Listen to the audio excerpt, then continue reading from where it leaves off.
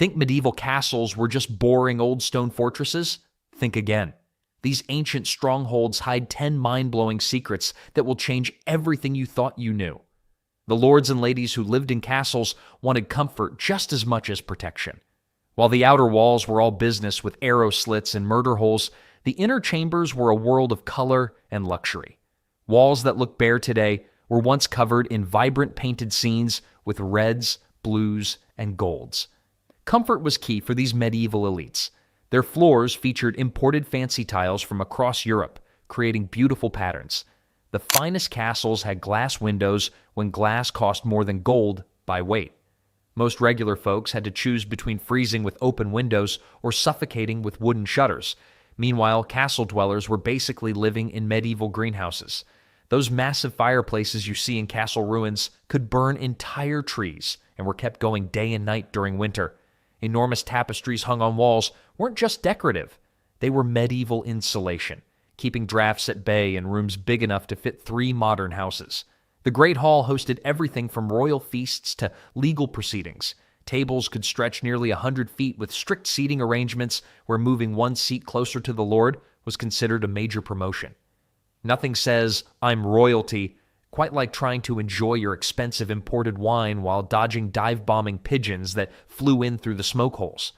Even the most luxurious castles never forgot their military purpose. Beautiful arched windows were set high enough that arrows couldn't easily fly in. Decorative carvings often hid defensive features. Even dining arrangements were strategic. Trusted advisors sat with their backs to walls, while suspicious guests were placed where they could be watched. Castle builders were really smart about mixing deadly useful features with showing off luxury everywhere. And these clever designs were in every corner of these amazing buildings, including some surprising building tricks that helped the people inside win fights. Ever wonder why castle staircases always make you dizzy? It wasn't just bad medieval architecture, it was medieval battle strategy at its finest. Look at any old castle spiral staircase and you'll notice they almost always twist clockwise going up. This wasn't random, it was a fighting hack. Since most attackers were right-handed, this design forced them to fight with their sword arms squished against the center column. Their sword swings ended up about as effective as trying to do karate in a phone booth. Meanwhile, defenders coming down the stairs had their right arms on the outside of the spiral with plenty of room to swing. Home field advantage has never been so literal. Some castles took this sneakiness even further. They built steps of slightly different heights throughout the same staircase. The people who lived there knew exactly which steps were wonky, but invaders didn't. One wrong step, and you'd tumble down the stairs faster than a medieval knight after 8 cups of mead. The original TripAdvisor was actually a castle architect. In Conwy Castle in Wales, you can still see worn spots on the spiral stairs where people have stepped in the exact same safe places for over 700 years. That's the world's oldest continuous watch your step warning. The really clever bit? Some castles had a few special staircases that turned the opposite way, counterclockwise. These were built specifically for left-handed defenders. About 1 in 10 medieval knights were lefties, just like today. Left-handed fighters were sometimes especially valued in castle defense, medieval warfare's first southpaw advantage long before baseball existed. These twisted staircases weren't just architectural features, they were built-in weapons that could mean the difference between life and death. And while these sneaky stairs kept unwanted visitors from getting in, the castle walls themselves held another secret. Thick walls did more than just protect castles, they often hid secret chambers that few people knew about. Castle walls could be up to 12 feet thick, with plenty of space to hide entire rooms between the inner and outer stone faces. Finding the entrances was nearly impossible unless you knew the secret. Some opened when you pulled a certain candle holder or touched a specific stone. Others hid behind moving wooden panels that looked like normal wall decorations. In one famous castle in Europe, a hidden passage connected to caves that brought in food during attacks, which explained why the defenders never ran out of supplies. These hidden spaces served different jobs around the castle. Many were escape routes with tunnels leading outside to safety. When unwanted guests showed up without warning, castle owners suddenly remembered urgent business requiring the secret exit tunnel. Some chambers were listening spots where castle lords could hear what visitors said when they thought nobody was around. Tiny holes and decorative wall carvings let sound travel to hidden rooms where someone could listen to every word. Hidden treasure rooms were very common. When danger came, gold coins and jewels would disappear into wall spaces that looked like solid stone from outside. These hiding spots worked so well that some treasures stayed lost for hundreds of years. A person fixing an old castle wall in France found 400 gold coins worth over $900,000 that had been hidden since the 1600s. The darkest secret rooms were prison cells called oubliettes, from a word meaning to forget, because once someone went in, they were meant to be forgotten forever. These were often small spaces under trap doors where prisoners could be dropped and abandoned. Medieval castle builders knew how to keep secrets. They created the first private chat rooms centuries before the internet existed. Modern tools like radar still find new hidden rooms in old castles today, proving that many secrets remain undiscovered after hundreds of years. While these hidden spaces kept private things private, some castle features did the exact opposite. These medieval bathrooms were usually small rooms jutting out from castle walls, with everything dropping straight down through chutes to whatever was below, often the moat or just the ground. No toilet paper existed back then. Wealthy folk used wool or hemp, while others used leaves, moss, or their left hand. Medieval bathroom etiquette was simple. Left hand for wiping, right hand for eating, and both hands for praying. Nothing splashed back up. At Dover Castle, some garderobes emptied into a central shaft, dropping 60 feet into the ground. Castle designers tried to make things less smelly by placing toilets on the windy sides of castles. Some even had tiny windows for airflow. You know your plumbing is bad when your bathroom design depends on good weather. The truly bizarre part? Garderobe actually means clothes guard, because people stored their fancy clothes in these stinky bathroom spaces. They believed the awful smell would keep moths away from their expensive fabrics. Medieval fashion tip: if your outfit smells worse than the outhouse, you're doing formal wear correctly. During battles, these toilet chutes became a surprising weak point. Enemies sometimes climbed up the waste chutes to sneak into castles during sieges. Imagine wanting to conquer a castle so badly you'd climb through centuries of toilet waste. Talk about dedicated warriors. Long sieges created major bathroom problems. With hundreds of people trapped inside for months, garderobes would overflow. During the siege of Chateau Gaillard in 1204, defenders had to throw out the weakest people because they couldn't handle the waste situation. Waste dropped into a chute that opened outside the wall, often onto unsuspecting people. In medieval times, heads up wasn't just a friendly warning. It was survival advice when walking near castle walls. While castle toilet technology was pretty basic, at least their defensive entrances were much more advanced. Some drawbridges weren't just lifted, they were rigged to collapse on purpose. While most castle bridges simply went up and down, the clever medieval engineers designed special trap drawbridges with sections that could suddenly drop away. When enemy soldiers rushed across what looked like a normal bridge, defenders would pull hidden levers or cut ropes and, surprise, the middle would fall out. Nothing ruins a knight's day quite like the bridge disappearing beneath his feet mid-charge. At Caerphilly Castle, evidence shows their trap bridge could collapse in less than 2 seconds, barely enough time to say, "Oh no," before splashing into the moat.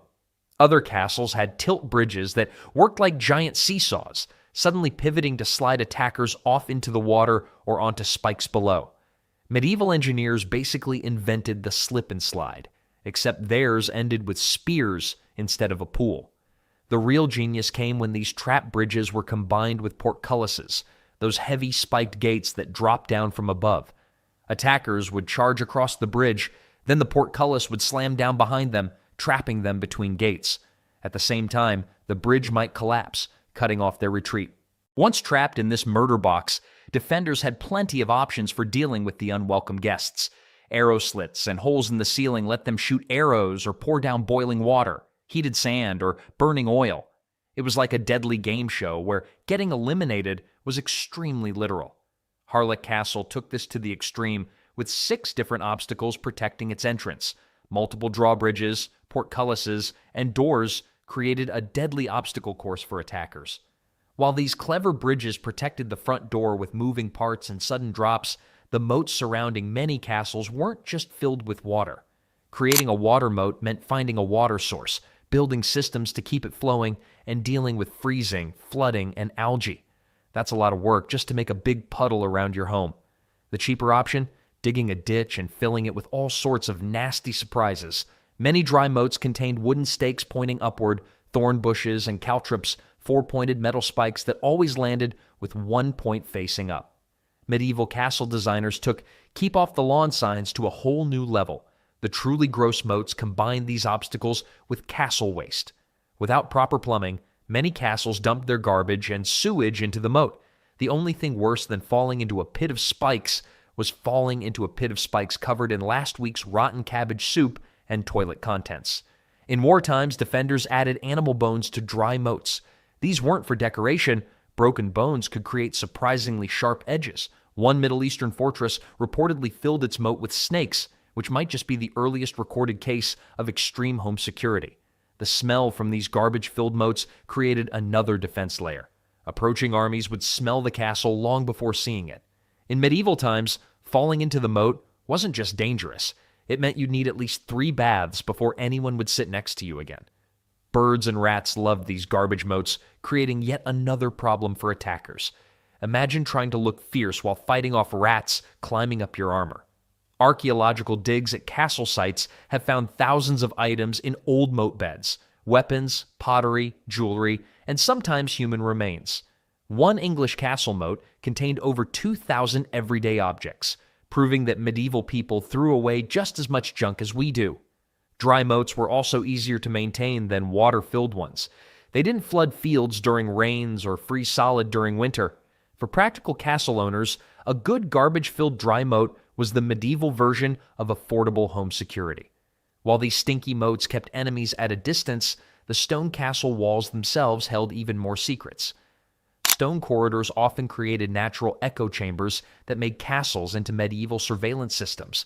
In many castles, whispers from one tower could travel clearly to another corner thanks to the way sound bounced off curved stone walls. Round rooms were especially tricky. Words whispered on one side could be heard perfectly on the opposite wall, but not in the middle. Castle architects were basically creating medieval wiretaps before phones even existed. These acoustic features weren't just happy accidents. Some castle builders deliberately created whispering galleries where sound traveled in surprising ways. At Bodiam Castle, the Great Hall was designed so the Lord could eavesdrop on visitors at the entrance gate. He could hear what people said about him before they knew he was listening. Medieval social media monitoring at its finest. Servants quickly figured out these sound tricks and used them for gossip gathering. The first information leaks weren't on computers. They were servants standing in the right corner of a stone hallway. Many castles had small air shafts or channels running between rooms. These were officially for ventilation, but they also carried conversations from one room to another like stone speakerphones. At Carisbrooke Castle, tiny passages connected the main meeting room to a private chamber perfect for secret listening. Smart castle dwellers developed counter-espionage techniques. They played music, ran fountains, or hung thick tapestries to break up sound waves. Others held important meetings outdoors where stone couldn't betray their words. The craftiest nobles used these acoustic tricks to spread false information. They'd stage private conversations near spots where they knew sound would travel to certain ears. Medieval fake news didn't need printing presses, just strategically placed whispers in echo-friendly corners. The phrase, "walls have ears," wasn't just a saying in medieval times.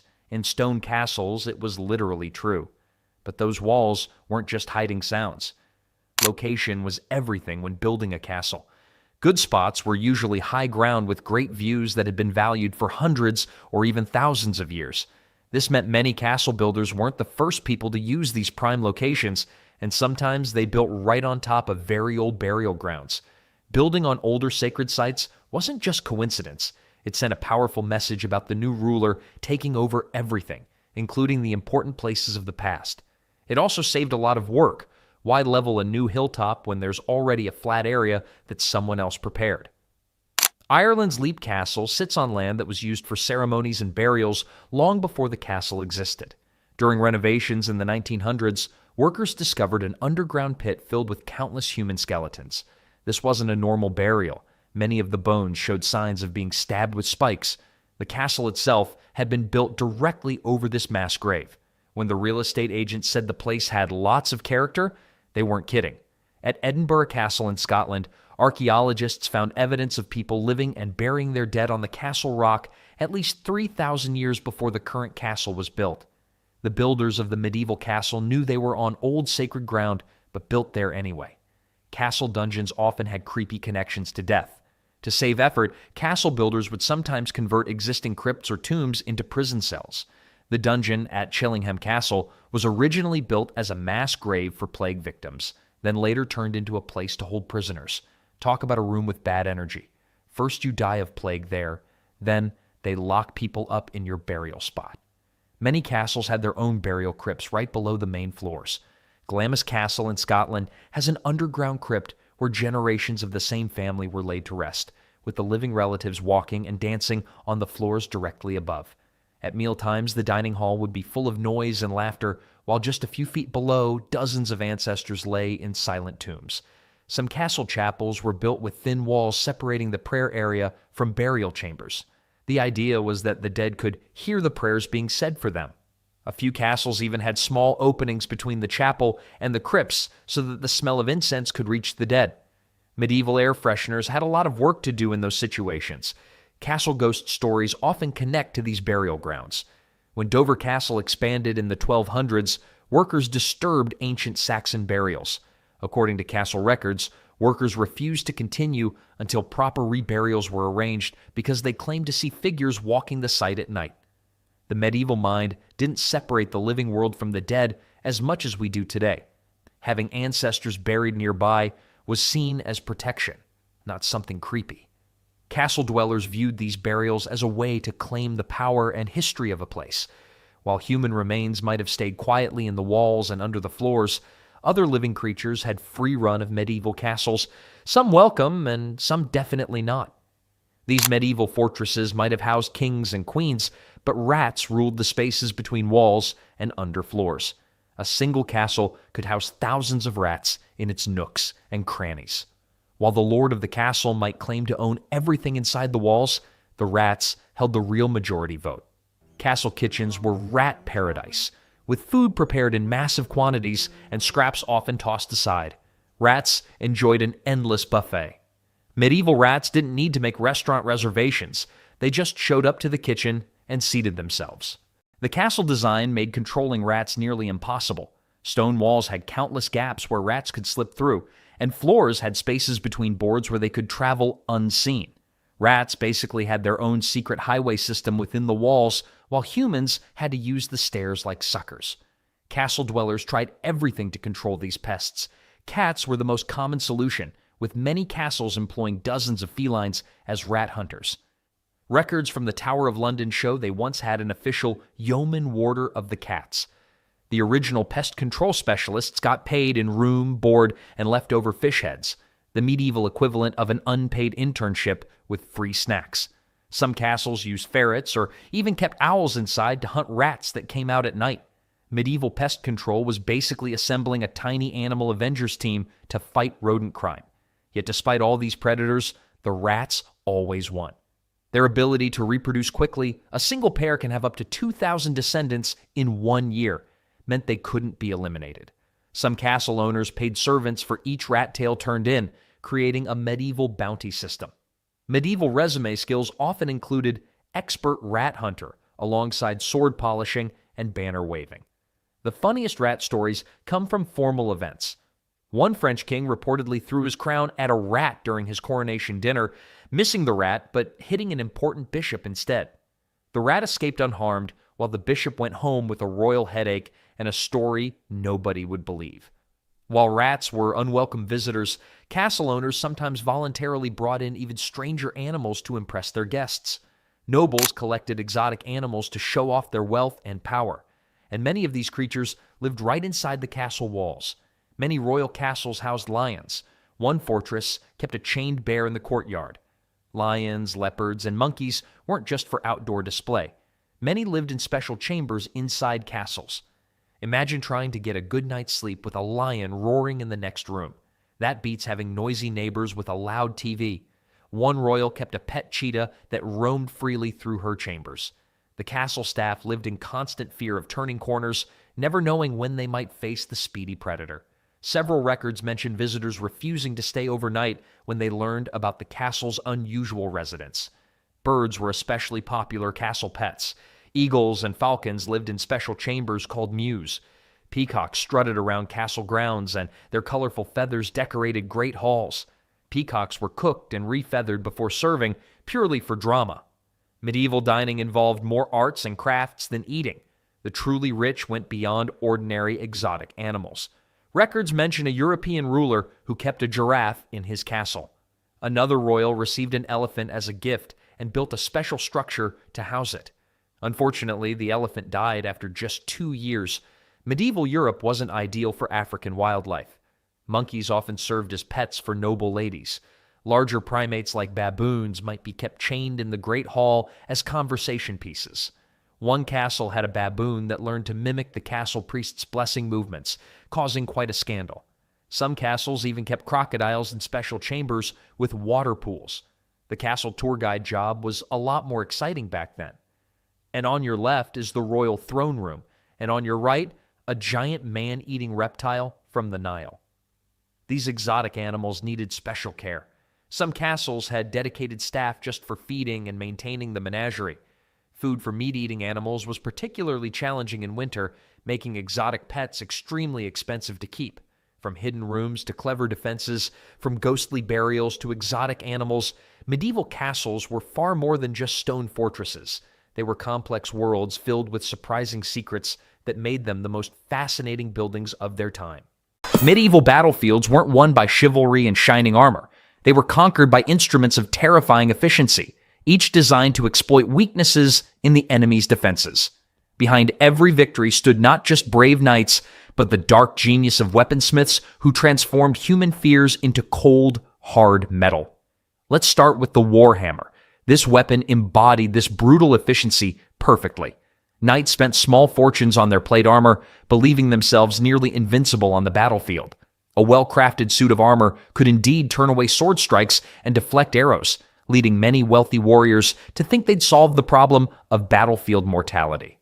Then someone invented the warhammer, and suddenly that expensive metal shell became less protection and more of a personal coffin. Unlike swords that would harmlessly glance off plate armor, warhammers focused tremendous force into a small area. One solid hit could cave in a helmet and the skull underneath, without needing to penetrate the metal at all. The physics was brutal but effective. The energy had to go somewhere, and that somewhere was straight into the knight's brain. Knights probably thought they were getting the medieval equivalent of a tank, but ended up with something closer to a dinner bell. Ding! One crushed skull ready to serve. Many warhammers featured a wicked spike on the reverse side, turning the weapon into a versatile tool of destruction. Hammer side for crushing, spike side for puncturing.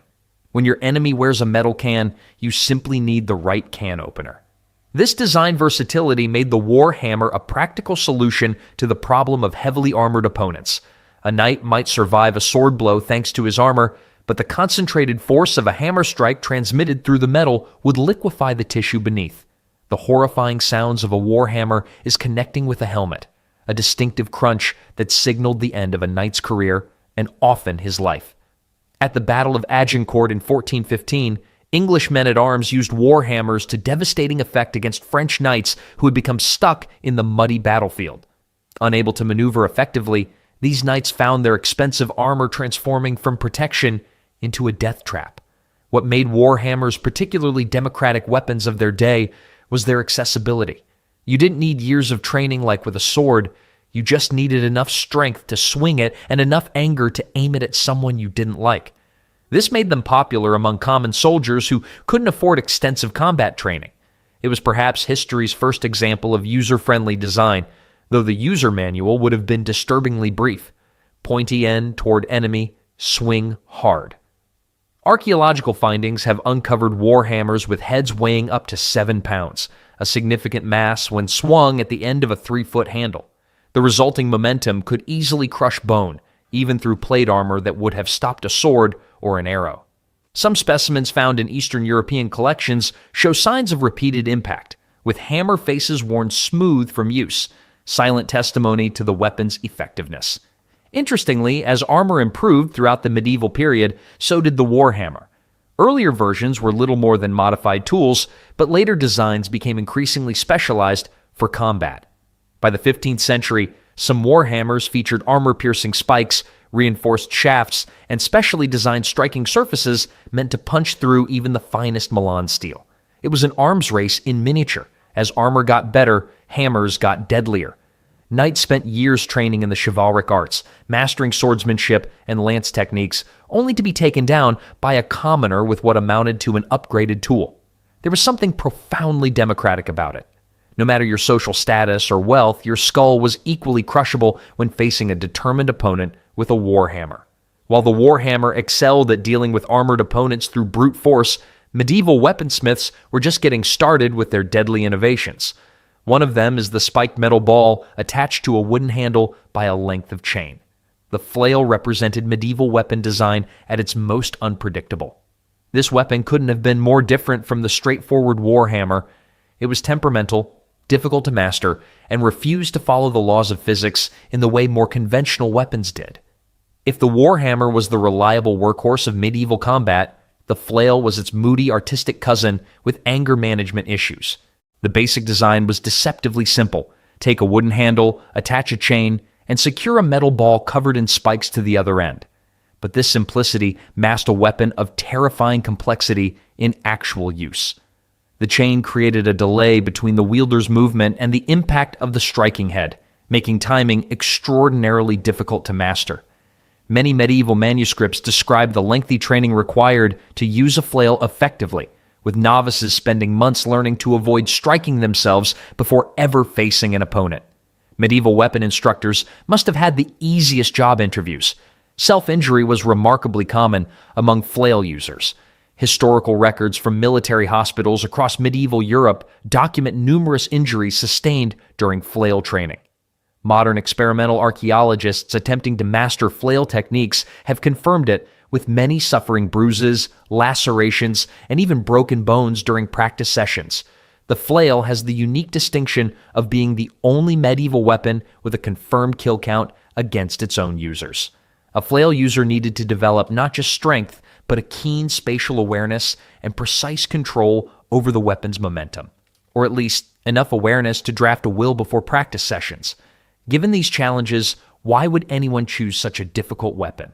The answer lies in its unique advantages against the heavily armored opponents of the late medieval period. The flexible chain allowed the striking head to bypass shields and other defensive implements that would have stopped a rigid weapon like a sword or mace. A shield raised to block a flail could still result in the spiked ball wrapping around its edge to strike the defender. This unpredictability made the flail particularly effective against defensive fighters who relied on precise blocking techniques.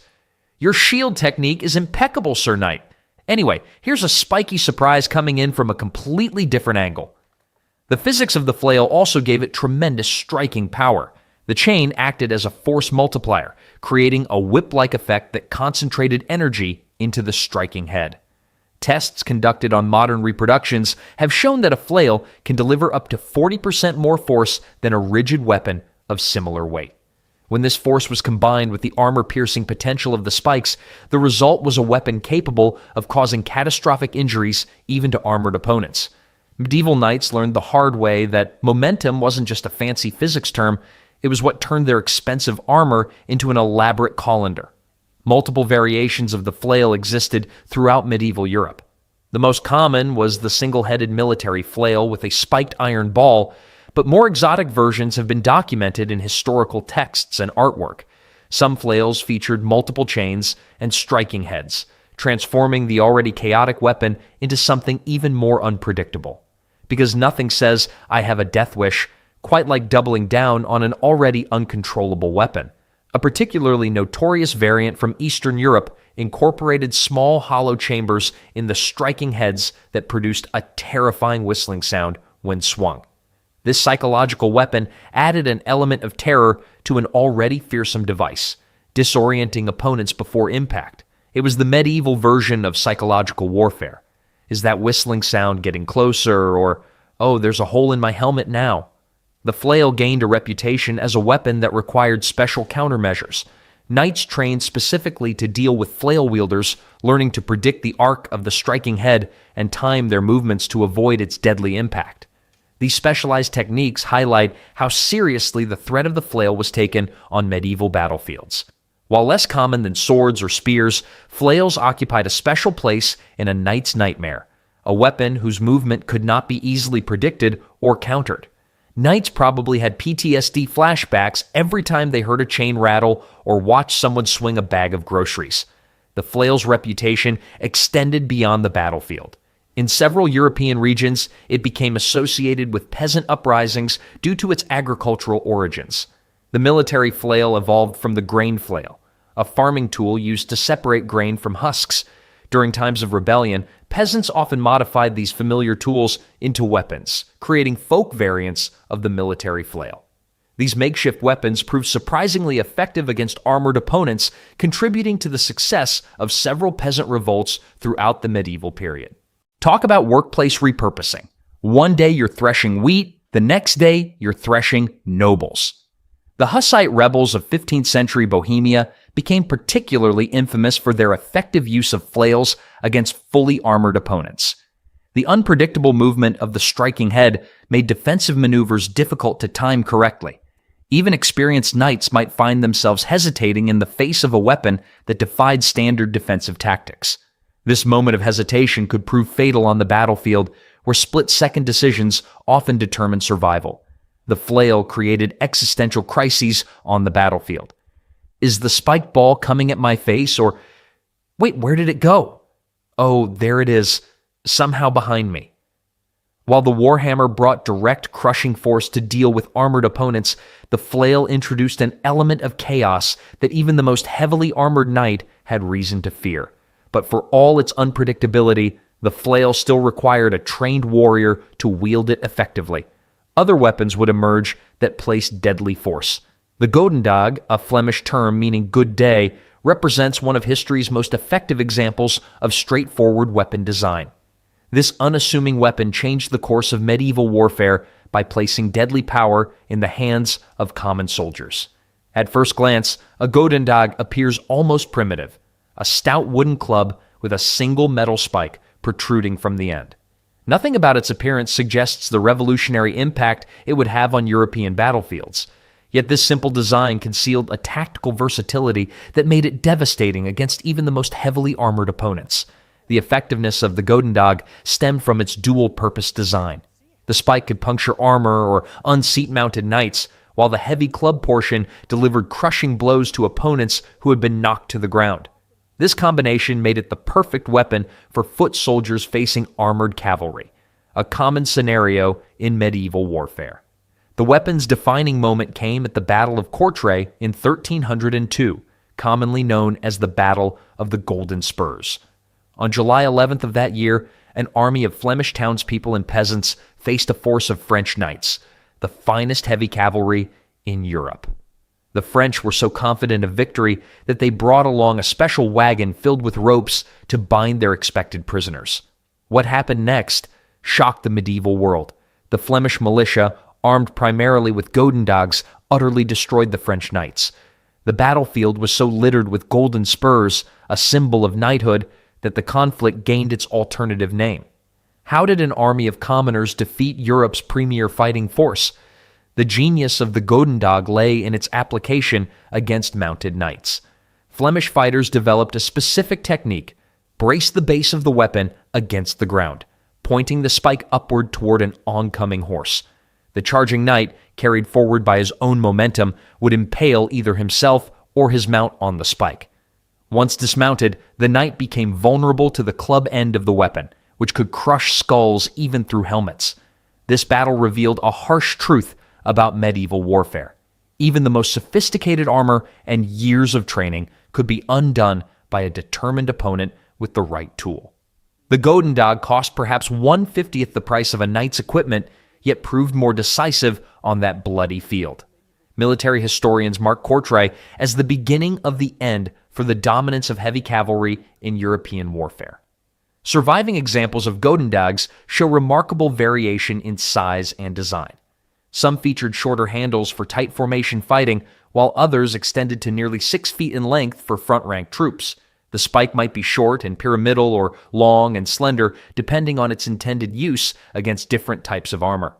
This variation suggests that, despite its simple appearance, the goden dog underwent continuous refinement based on battlefield experience. For centuries, knights had cultivated an image of martial superiority, with elaborate codes of combat and expensive equipment serving as barriers to entry for common soldiers. The goden dog shattered this mystique by proving that a simple weapon in trained hands could overcome aristocratic advantages. After Courtrai, chronicles record a notable change in how nobles spoke about infantry, with newfound respect tinged with fear. Manufacturing a goden dag required minimal resources and expertise compared to more complex weapons. A village blacksmith could produce the metal spike, while any competent woodworker could fashion the club portion. This accessibility made it possible for entire communities to arm themselves quickly during times of conflict. During the Flemish revolt against French rule, historical records indicate that towns could outfit hundreds of militia members with these weapons in a matter of weeks. The goden dog also influenced military training methods. Unlike swords or flails that required years to master, effective use of the goden dog could be taught to recruits in days. Military documents from the period describe drilling formations of goden dog wielders to create an interlocking wall of spikes against cavalry charges. This standardized training transformed groups of individual fighters into coordinated units capable of standing against mounted knights. The weapon's legacy extends beyond the medieval period. The concept of combining piercing and crushing elements in a single infantry weapon influenced polearm design for centuries. Later weapons like the halberd and pollux incorporated similar principles, but with more elaborate construction. Even as these more sophisticated designs emerged, the goden dog remained in use among militia forces well into the 16th century, a testament to its enduring effectiveness. The rise of firearms would eventually render most medieval melee weapons obsolete, including the goden dog. Yet this simple weapon had already changed warfare by proving that technological advantage didn't always require complexity or expense. Sometimes the most revolutionary tools are also the most straightforward, a lesson that military innovators continue to rediscover. While the goden dog empowered common soldiers with its simplicity, other medieval weapons took the opposite approach. The zweihander embodied extravagant excess.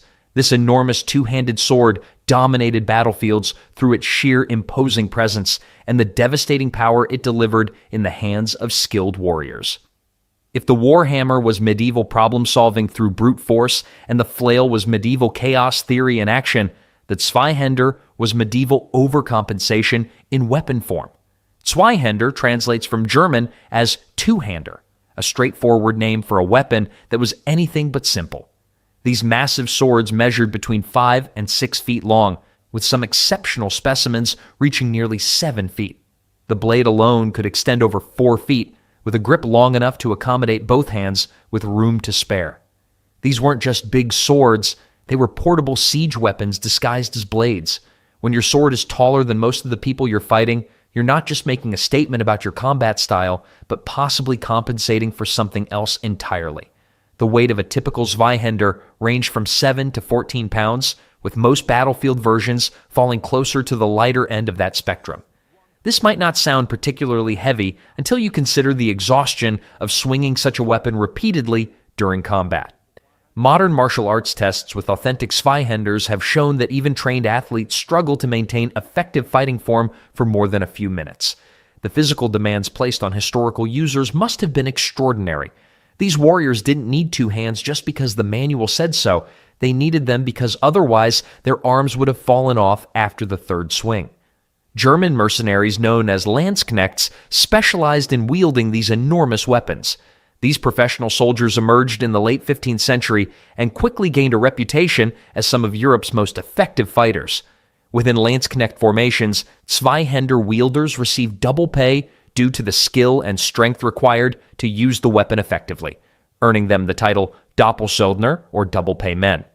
This financial incentive drew the biggest and strongest recruits to train with the massive swords. Medieval job descriptions didn't get more straightforward. Must have 2 functioning hands, forearms like tree trunks, and a complete disregard for reasonable weapon proportions. double salary, triple food rations. Primary sources describe the specialized role these sword wielders played on the battlefield.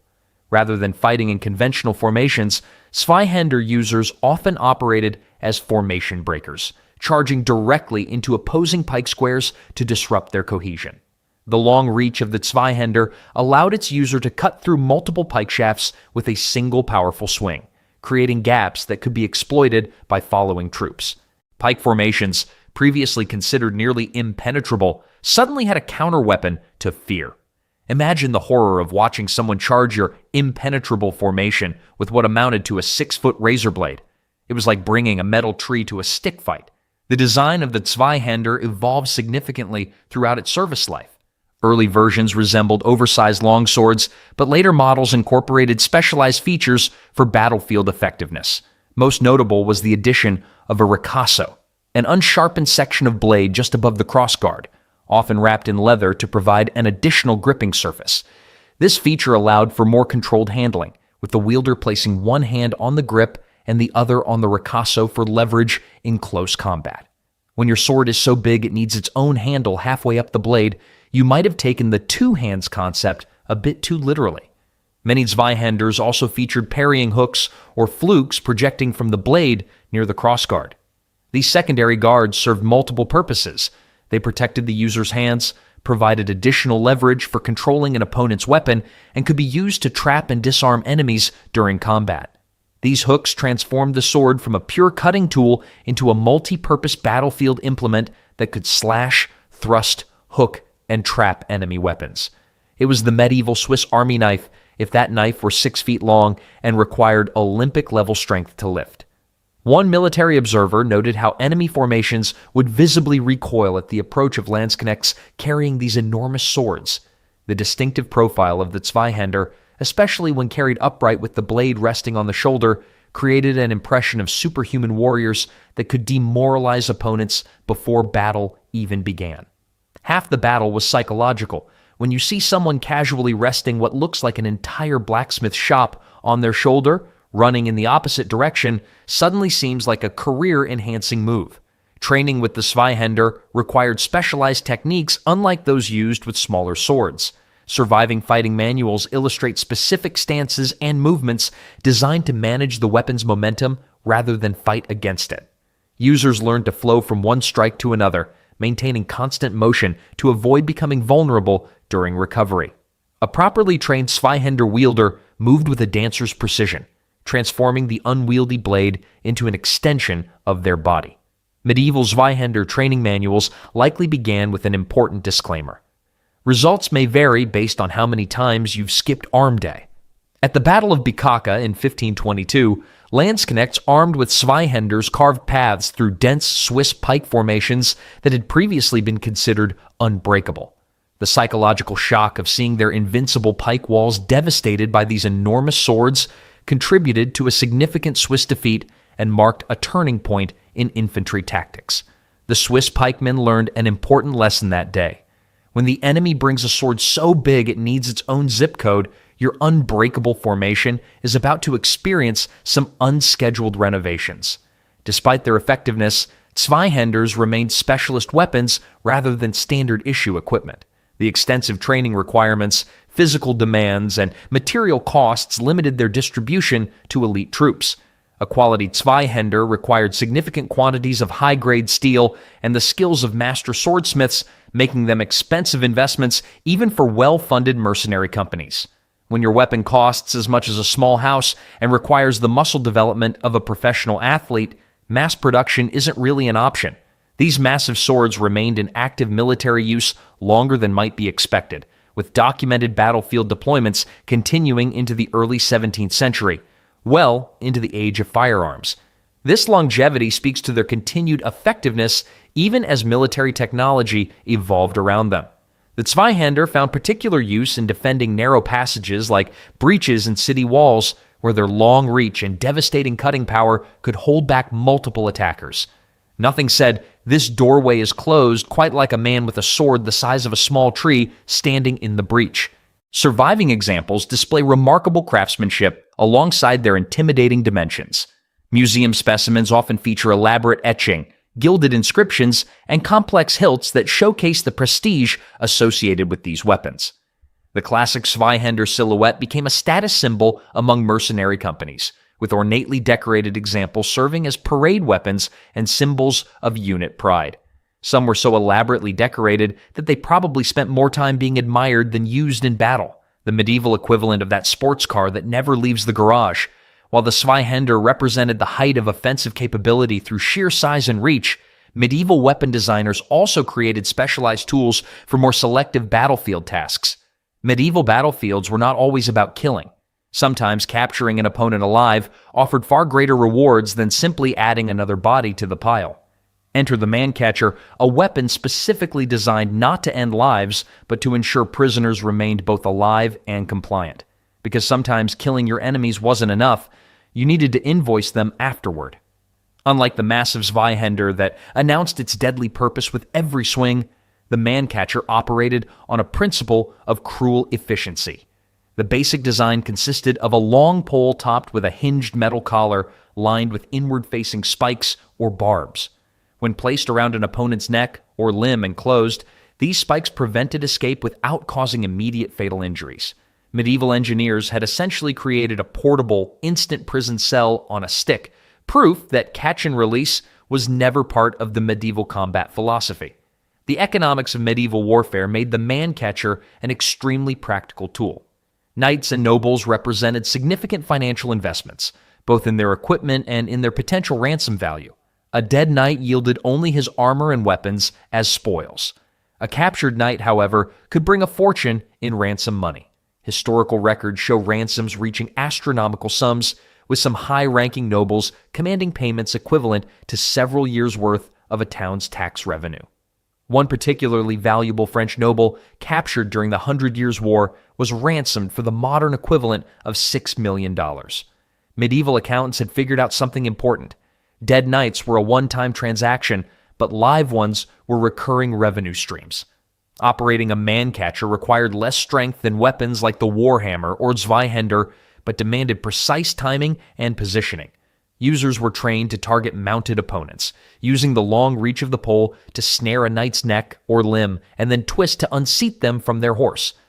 Once on the ground, an armored knight became surprisingly vulnerable, weighted down by the very equipment meant to protect them. The irony wasn't lost on medieval soldiers. Nothing says, "Your protection has become your prison," quite like watching a nobleman waddle helplessly in his own custom-fitted metal cage. The weapon proved particularly effective against helmet designs that protected the face but restricted peripheral vision, allowing man-catcher wielders to approach from angles their targets couldn't easily monitor. For all the elaborate engineering of medieval headgear, someone forgot the simple check your blind spots feature that might have prevented many a knight from becoming an unwilling participant in medieval catch and carry. Regional variations reflected different tactical needs. Germanic versions typically featured longer poles for safely reaching mounted opponents, while Mediterranean variants incorporated elaborate catching mechanisms, including spring-loaded components. Some advanced designs included secondary mechanisms that could tighten the collar further after initial capture, ensuring that struggling only increased the prisoner's discomfort. Medieval weaponsmiths had effectively invented the quit struggling or it gets worse principle long before modern restraint technology.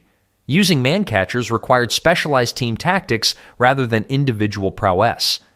Military manuscripts describe formations of 3 to 5 soldiers working together to capture high-value targets.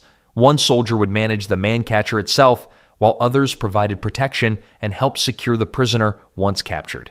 These capture teams became highly valued units within medieval armies, receiving bonus payments for successfully taking important enemies alive. They were the medieval equivalent of repo men, except instead of taking your cart for missed payments, they took you for missed battlefield victories. The weapon found particular favor among forces tasked with urban security and riot control. City watch units from Venice to London maintained man-catchers as standard equipment for apprehending criminals in crowded streets. Their ability to control an opponent without necessarily causing fatal injuries made them ideal for situations where indiscriminate killing might spark broader unrest. Medieval catch-and-release programs had a very different meaning than today's fishing regulations. Nobles attempting to avoid capture developed specific countermeasures against man-catchers. Some knight orders modified their armor to include reinforced collars that prevented the weapon from gaining purchase around the neck. Others trained specifically to recognize and counter man-catcher wielders on the battlefield, targeting them as priority threats. Nothing motivated innovation quite like the prospect of being paraded home in a neck collar while your family sold the summer castle to pay your ransom. Unlike many medieval weapons that became obsolete with the advent of firearms, man-catchers maintained practical utility even as battlefield technology evolved. Their ability to control opponents at a distance without killing them fulfilled a need that guns could not. Modified versions appeared in law enforcement contexts well into the 19th century, particularly in regions where controlling suspects without firearms remained a priority. When your weapon doubled as an ATM withdrawal tool for enemy noblemen, you made sure to keep it in good working order. As we shift from the careful restraint of the man-catcher to our next weapon, we enter the realm of medieval combat where mercy was never part of the design specifications. The Morning Star represented medieval brutality distilled into its purest form, a heavy metal ball covered in spikes designed to deliver catastrophic damage with every strike. If nightmares could be forged in iron, they'd look exactly like this. The name Morning Star comes from the weapon's visual resemblance to the planet Venus. The bright morning star, when fitted with its characteristic metal spikes radiating outward from the central core. The poetic name stands in stark contrast to its decidedly unpoetic function on the battlefield. Medieval warriors had a peculiar talent for giving beautiful names to absolutely horrifying weapons. This particular star didn't grant wishes so much as ensure your enemies wouldn't be making any more of their own. Unlike its cousin the flail, the Morning Star had no chain connecting the striking head to the handle. This direct attachment made it far more reliable and easier to control in the chaos of combat, turning your average nightmare into a precision-guided bad dream. A typical Morning Star consisted of three main components: a wooden shaft for gripping, a metal mounting system, and the spiked striking head.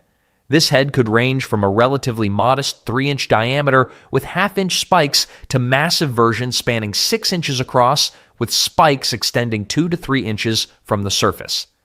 The largest specimens recovered from European battlefields weigh upwards of 10 pounds, heavy enough to shatter bones even without the added trauma of the spikes. When your weapon is essentially a medieval porcupine on a stick, subtlety was never going to be part of the design philosophy. The physics behind the Morning Star made it devastatingly effective against armored opponents. The weapon concentrated tremendous force into the small contact points represented by each spike tip. When swung against plate armor, these spikes could punch through metal that would have turned aside sword cuts or even direct hammer blows. The resulting wounds were notoriously difficult to treat with medieval medical techniques, leading to high mortality rates even among knights who survived the initial combat. This spike nightmare didn't just hurt you, it ensured medieval surgeons would have nightmares of their own trying to patch you up afterward. Archaeological evidence reveals the Morning Star's grim effectiveness. Skeletal remains from medieval battle sites show distinctive patterns of trauma associated with these weapons, clustered puncture wounds with massive underlying bone fractures. Medieval battlefield injuries could often be identified by weapon type, with Morning Star victims being perhaps the only soldiers in history who died from an acute case of too many holes. The Morning Star didn't just kill, it left a calling card that archaeologists could identify centuries later. The Morning Star required less technical skill than weapons like the sword or flail, but demanded considerable upper body strength to wield effectively. Military training manuals from the period recommend specific exercises to build the necessary shoulder and arm power, including practice swings with progressively heavier training versions. Once mastered, however, the Morning Star offered devastating returns on this investment of training time, particularly against well-armored opponents.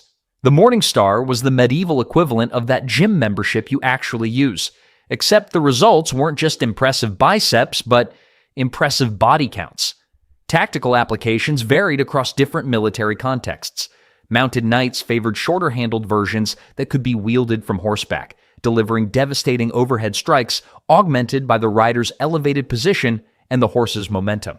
Infantry formations typically employed longer-shafted variants that could be swung in wide arcs to clear space around the wielder or thrust forward like impromptu spears when necessary.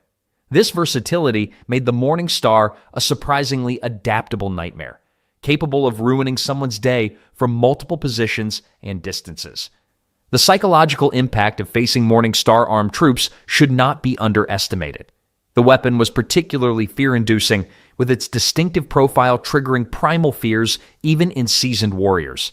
This psychological effect became a tactical advantage, with some military leaders deliberately positioning Morning Star wielders at the front of formations to demoralize opponents before contact was even made. Nothing says, perhaps we should reconsider this battle, quite like facing a line of soldiers carrying what appear to be medieval torture devices with handles. Variations of the Morning Star appeared across Europe and Asia, with regional designs reflecting local military traditions and manufacturing capabilities.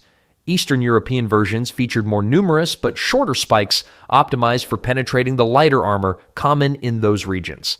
Western European designs incorporated fewer but longer spikes, specifically engineered to defeat high-quality plate armor. The Spike Nightmare proved adaptable enough to evolve alongside armor technology, ensuring no protective gear could provide sweet dreams when facing this weapon. Religious imagery sometimes incorporated the Morning Star in unexpected ways. Medieval artwork occasionally depicts angels wielding these weapons against demons, suggesting that even divine retribution might require spiked implements. This religious association gave rise to the weapon's alternative name in some regions, the holy water sprinkler, a grimly humorous reference to the blood spray produced when the weapon found its mark. Medieval humor tended toward the macabre, and nothing says, "go with God," quite like a face full of metal spikes. These weapons offered a form of last rites that came with complementary dental work, though few patients survived to appreciate their new smile. The legacy of the Morning Star extends beyond its battlefield use. The distinctive silhouette became a visual shorthand for brutality in medieval artwork, appearing in depictions of hell and divine punishment. This visual association was so strong that Morning Stars were sometimes mounted above city gates or government buildings as warnings against lawbreaking, serving as three-dimensional symbols of authority's power to inflict punishment. While other medieval weapons might eventually be forgotten, this spiked nightmare continues to haunt our collective imagination as the definitive symbol of medieval brutality. While the Morning Star represented direct and unsubtle violence, medieval weapon designers also created more specialized tools. The bec de corbin represented a thoughtful approach to the problem of killing armored opponents. Its name, French for raven's beak, perfectly described its most distinctive feature, a wickedly curved spike resembling a bird's beak, designed specifically to punch through plate armor with terrifying efficiency. The bec de corbin belongs to the polearm family of weapons, those mounted on long wooden shafts to provide reach and leverage.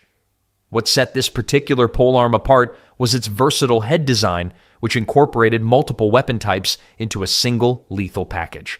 On one side sat the namesake spike or beak, curved downward and tapered to a sharp point. The opposite side typically featured a hammerhead for delivering crushing blows. Many versions also included a straight spike extending from the top, allowing for thrusting attacks similar to a spear. This 3-in-1 design made the bec de corbin the medieval equivalent of a Swiss army knife, though its functions were limited to various methods of inflicting grievous harm. Knights who carried one never had to worry about bringing the wrong tool to a fight. It was the battlefield multitasker that asked the important question, how would you prefer your armor penetrated today? Pierced, crushed, or skewered? A skilled wielder could alternate between piercing, crushing, and thrusting attacks without changing weapons, responding to different armor types and combat situations with remarkable flexibility. Medieval combat manuals describe specific techniques for each attack form, suggesting that warriors trained extensively to make full use of the weapon's versatility. The physics behind the bec de corbin's effectiveness stemmed from simple mechanical advantage. The long wooden shaft, typically 5 to 7 feet in length, created a lever that multiplied the wielder's striking force. When that amplified force was concentrated into the small contact point of the beak or top spike, the pressure could exceed 4,000 pounds per square inch, more than enough to penetrate even the finest plate armor. For context, modern ballistic tests have shown that most medieval plate armor could withstand pressures of around 2,000 pounds per square inch before failing. The distinctive sound was made when a bec de corbin punched through plate armor, a high-pitched screech followed by a dull thud as the spike penetrated the underlying body. Some military chroniclers noted that experienced soldiers could distinguish this sound on the battlefield and recognized it as a particularly bad omen for the recipient. When you heard that noise, someone had just received a special delivery courtesy of the Raven's Beak Postal Service. No signature required, delivery confirmed. Training with the bec de corbin demanded more technical skill than many other medieval weapons. The weapon's weight distribution made it unwieldy for beginners, requiring months of practice to master. Military treatises from the period recommend specific progressive training regimens, beginning with basic strikes against stationary targets and advancing to complex combination attacks against moving opponents. Knights who mastered these techniques became particularly feared on the battlefield, able to defeat heavily armored opponents who might have been nearly invulnerable to conventional weapons. The bec de corbin found particular favor among foot soldiers tasked with fighting mounted knights. The weapon's length allowed infantry to strike riders from a relatively safe distance, while the specialized head design could either unseat the knight or deliver fatal blows through armor. Military records from several major late medieval battles credit infantry armed with these weapons for defeating previously dominant heavy cavalry forces. The Battle of Courtrai in 1302 saw Flemish infantry armed with similar polearms defeat the elite French heavy cavalry, fundamentally changing medieval warfare by proving that well-equipped foot soldiers could overcome mounted knights. Manufacturing a quality bec de corbin required collaboration between specialized craftsmen. Blacksmiths forged the complex head, carefully hardening the striking surfaces while maintaining enough flexibility in the socket to prevent breaking under impact. Woodworkers selected ash or oak shafts, paying careful attention to the grain pattern to ensure the pole could withstand the tremendous forces involved in combat. The joining of head to shaft represented a particularly critical manufacturing step, with high-quality examples featuring reinforced sockets and additional strapping to prevent separation during use. The distinctive silhouette, particularly the curved beak, created an ominous impression even before combat began. The intimidating sight of infantry formations bristling with these weapons, their curved beaks catching the light like rows of predatory birds waiting to strike. For knights who had spent fortunes on armor they believed would protect them, the sight of weapons specifically designed to defeat that protection proved particularly demoralizing. It was like watching someone approach your brand new state-of-the-art security door with the exact specialized key you were told didn't exist. All that money spent on armor, and these infantry soldiers were walking around with what amounted to Nightkin Opener's Special Edition. Regional variations of the bec de corbin reflected different military traditions and tactical needs. Italian versions typically featured longer, more slender beaks optimized for penetrating the high-quality plate armor produced in Milan and other Italian manufacturing centers.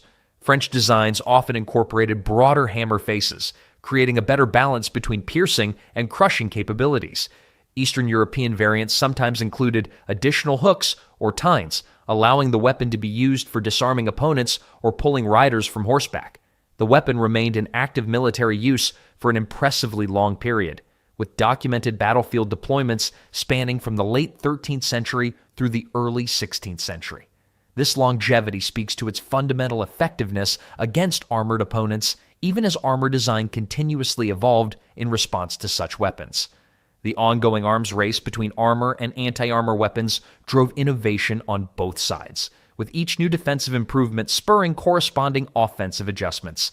The legacy of the bec de corbin extends beyond its battlefield use. The distinctive head design influenced later polearm development, with elements appearing in weapons used well into the age of firearms. Modern tactical entry tools used by law enforcement and military forces incorporate similar design principles, particularly in breaching tools that combine piercing, prying, and striking functions in single implements. The fundamental concept, a versatile weapon head mounted on a leverage-enhancing shaft, proved so effective that its core principles remain relevant in specialized equipment today. While the bec de corbin represented the height of hand-to-hand anti-armor technology, medieval military engineers were simultaneously developing weapons that could deliver death from much greater distances. The ballista marked humanity's first serious attempt to solve warfare's oldest problem: how to kill people who are inconveniently far away. While the bec de corbin allowed warriors to strike armored opponents at arm's length, the ballista extended that reach to hundreds of yards. This massive weapon essentially scaled up the humble crossbow to terrifying proportions, creating a siege engine capable of punching through multiple armored soldiers with a single shot. At its core, the ballista operated on a simple principle: store energy in twisted skeins of animal sinew or rope, then release it explosively to propel a large projectile. The resulting weapon could launch bolts weighing up to 26 pounds at speeds approaching 100 miles per hour. These projectiles carried enough momentum to penetrate shields, armor, and multiple bodies in a single shot. Unlike arrows that rained down in predictable arcs, ballista bolts traveled in relatively flat trajectories at speeds too fast for the human eye to track effectively. Soldiers described the terrifying experience of watching comrades suddenly impaled by massive bolts that seemed to materialize without warning. This invisible death from afar created a unique form of battlefield anxiety. You might survive a sword fight through skill, but avoiding a ballista bolt came down to nothing but luck. Medieval troops called this God's dice, though the deity they referenced likely wasn't the one they prayed to on Sundays. Operating a ballista required specialized training and typically a crew of at least 3 to 5 soldiers. One soldier aimed the weapon, while others managed the winding mechanism that tensioned the skein. A well-trained crew could achieve firing rates of 2 to 3 shots per minute. Not rapid fire by modern standards, but fast enough to create havoc in tightly packed formations. These crews developed their own specialized vocabulary and techniques, becoming highly valued specialists within medieval armies. Their status reflected a harsh battlefield truth: a single well-placed ballista could inflict more casualties than dozens of conventional fighters. Size variations existed throughout the medieval period, ranging from cart-mounted versions that required just 2 crew members to massive fixed emplacements demanding teams of 8 or more. The largest documented examples could launch projectiles weighing over 100 pounds, though these behemoths typically fired stones rather than bolts and functioned more like artillery than oversized crossbows. These larger variants stayed in active military use well into the age of early firearms, proving effective long after many other medieval weapons had been relegated to museum displays. The ballista represented an early form of force multiplication, allowing a small number of soldiers to project lethal power far beyond their individual capabilities. While impressive in its range and penetrating power, the ballista still focused primarily on targeting individual soldiers or small groups. Medieval military engineers, however, were just getting started with their long-distance killing innovations. The scorpion earned its name honestly: quick, deadly, and with a sting you never saw coming. While the ballista excelled at penetrating multiple targets with massive bolts, the scorpion prioritized speed and accuracy over raw power. This lighter, more mobile torsion weapon could be repositioned quickly on the battlefield, allowing medieval armies to respond to developing threats with precisely targeted death from distances that seemed almost magical to medieval soldiers. Originally developed by Roman engineers, the scorpion disappeared during the early medieval period, only to be rediscovered and improved upon during the Crusades. The weapon's key innovation lay in its dual torsion bundles, twisted skeins of animal sinew or human hair that stored tremendous energy. When released, these bundles propelled a dart-like projectile with enough force to penetrate shields and armor at ranges exceeding 400 yards. Medieval armies basically rediscovered that you can solve most military problems by finding new ways to hurl pointy objects at your enemies really, really fast. The scorpion was just particularly good at making sure those pointy objects reached exactly the right person at the wrong time in their day. What made the scorpion particularly feared was its accuracy. Skilled operators could target specific individuals on the battlefield, making it the medieval equivalent of a sniper rifle. Medieval soldiers quickly learned to fear these weapons, as death could come without warning from an enemy too distant to even identify clearly. One moment you'd be shouting orders to your troops, the next moment explaining yourself at the pearly gates with a large hole where your previous career plans used to be. A well-trained scorpion team achieved remarkable firing rates, up to 10 bolts per minute, in the hands of elite operators. This combination of rate of fire, accuracy, and penetrating power made the scorpion disproportionately influential on the battlefield. Military historians estimate that during the Siege of Acre in 1191, fewer than 30 scorpion teams accounted for over 800 casualties among the defending forces. The defenders' morning roll call became less about who was present and more about who hadn't been ventilated overnight. The psychological impact extended beyond the casualties inflicted. Defenders forced to man walls under scorpion fire suffered severe morale problems. The knowledge that at any moment an unseen projectile could end your life created what medieval chronicles described as the waiting death, a paralyzing anxiety that undermined defensive efforts more effectively than direct attacks. This psychological warfare aspect made the scorpion a valuable siege weapon even when its physical damage to structures remained limited. Some besieged cities even reported cases of scorpion fever, a nervous condition where defenders constantly ducked at shadows and flinched at every sound. Nothing ruins your concentration quite like wondering if your head is about to become the next pincushion for a projectile fired by someone who might be enjoying lunch while they shoot at you. While the scorpion brought precision death from unprecedented distances, medieval military engineers were simultaneously developing weapons of truly massive destructive potential. If medieval siege weaponry had a royal family, the trebuchet would sit on the throne.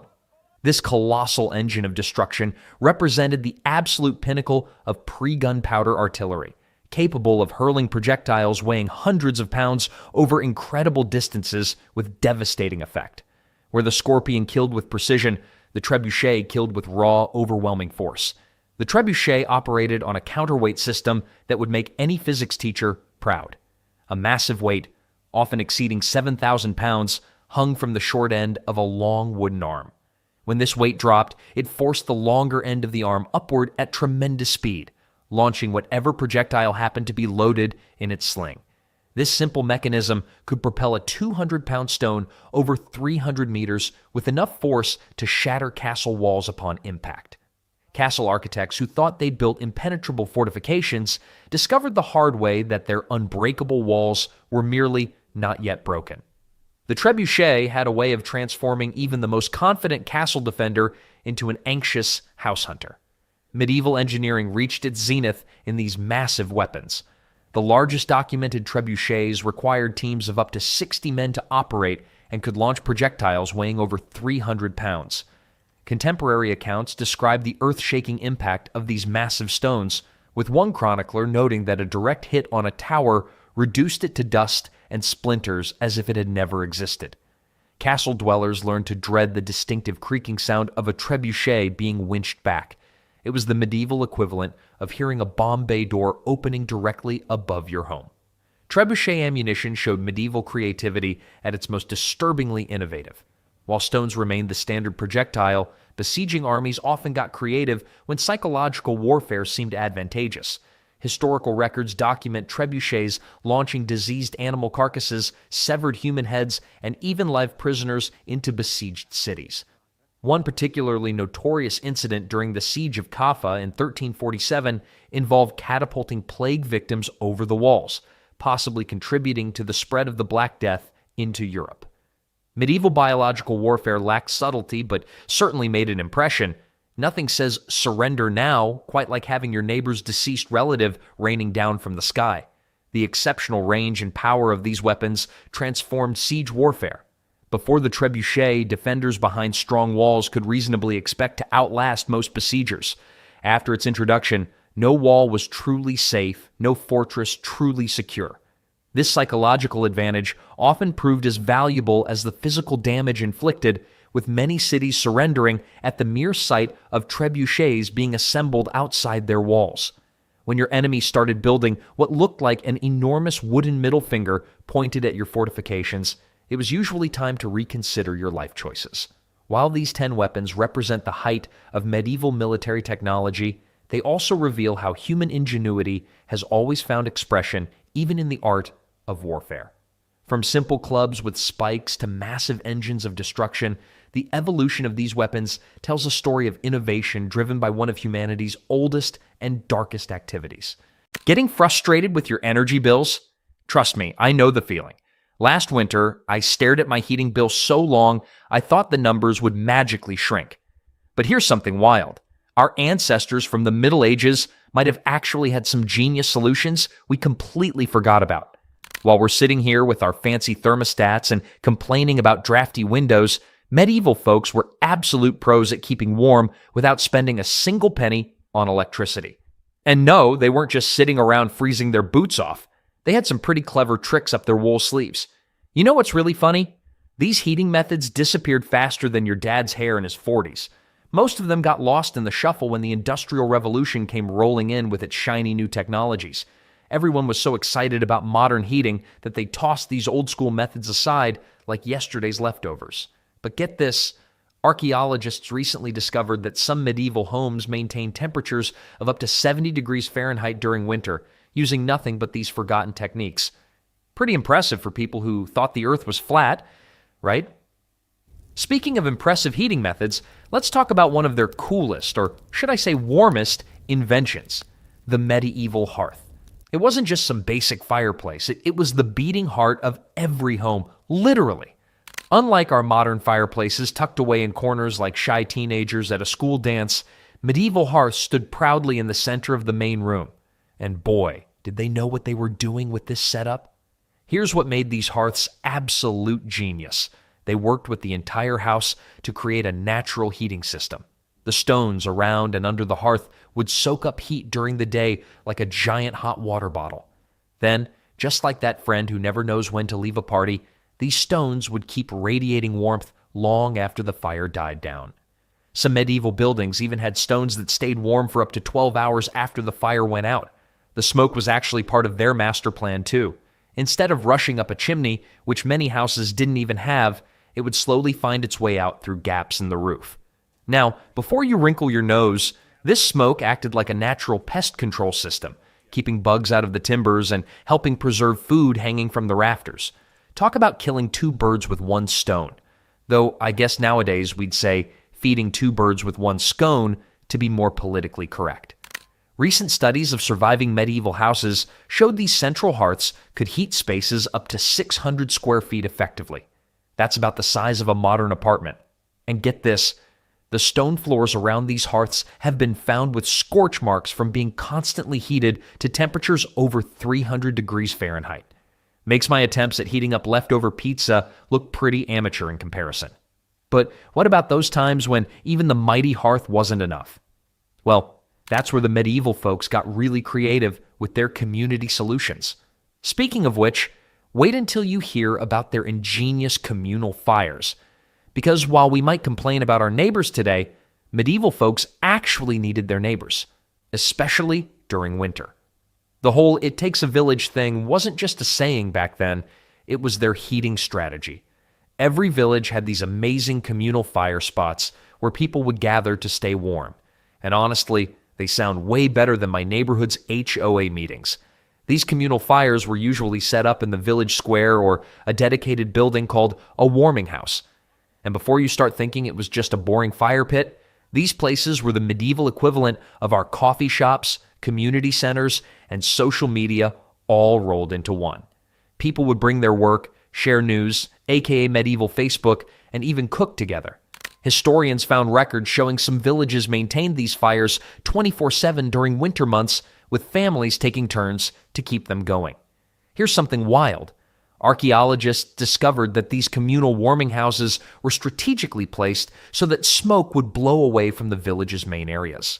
These medieval engineers weren't messing around. They even calculated that a typical village warming house could serve up to 50 people at once, which is more efficient than running 50 separate home fires. Talk about medieval energy conservation. The best part? These spots created a real sense of community. People would share stories, arrange marriages, and even hold court sessions there. One historian found a record from 1267 where a village solved a property dispute over a chicken while warming their toes by the communal fire. Now that's what I call killing two birds with one. Well, maybe I shouldn't finish that saying given the chicken situation, but sometimes you couldn't make it to the communal fire, or maybe you just didn't feel like listening to Mrs. Johnson from 2 houses down talk about her prize-winning turnips again. That's when personal heating solutions came in handy, like these clever little hand warmers and pocket stones, because personal heating in medieval times was like carrying around your own tiny furnace, except way cooler. These folks invented portable heating before portable anything was even a thing. Instead of those chemical hand warmers we use today for camping, medieval people carried heated stones and metal containers filled with hot coals. They were basically walking around with their own little pieces of their hearth. The most popular hand warmers were called chaufferettes, fancy French name for what was essentially a metal ball with holes in it. You'd fill these bad boys with hot coals and carry them in your pockets or muffs. Rich people had super fancy ones made of silver or gold, while regular folks used iron or copper. One medieval merchant's inventory from 1378 listed over 30 different types of hand warmers. Talk about product variety. The pocket stones were even more interesting. They'd heat these smooth river stones by the fire until they were toasty warm, then wrap them in bits of cloth. Archaeological digs have found thousands of these stones with telltale wear patterns from being constantly handled and reheated. Some even had little grooves worn into them from being carried in the same pocket day after day. Makes my phone's wear patterns look pretty boring in comparison.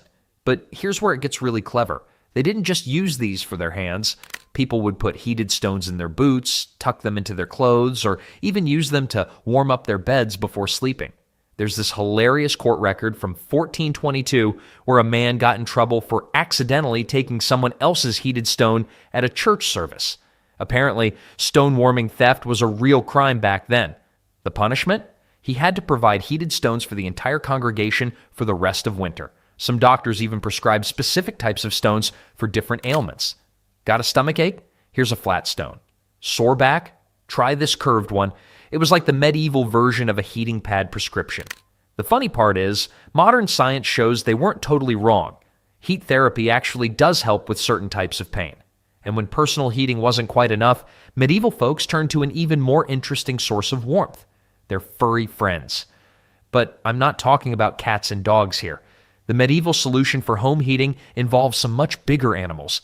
In fact, you might be wondering why medieval barns were often connected to houses. Well, it wasn't because farmers were too lazy to walk outside. They were actually using their livestock as living, breathing furnaces. A single cow gives off as much heat as a small space heater, about 1,000 BTUs per hour. Now multiply that by 5 or 6 cows, throw in a couple of sheep, and you've got yourself a serious heating system.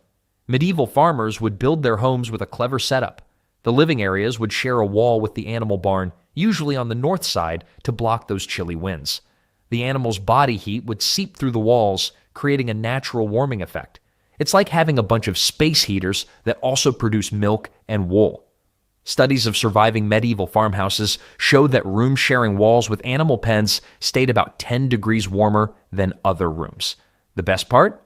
These animals were basically self-maintaining heaters. Feed them some hay and they'd keep pumping out warmth all night long. Sure, the smell wasn't great. Medieval air fresheners weren't really a thing, but I guess when you're freezing, a little farm fragrance is better than turning into a human icicle. One medieval text from 1382 actually gives specific instructions about which animals make the best heaters.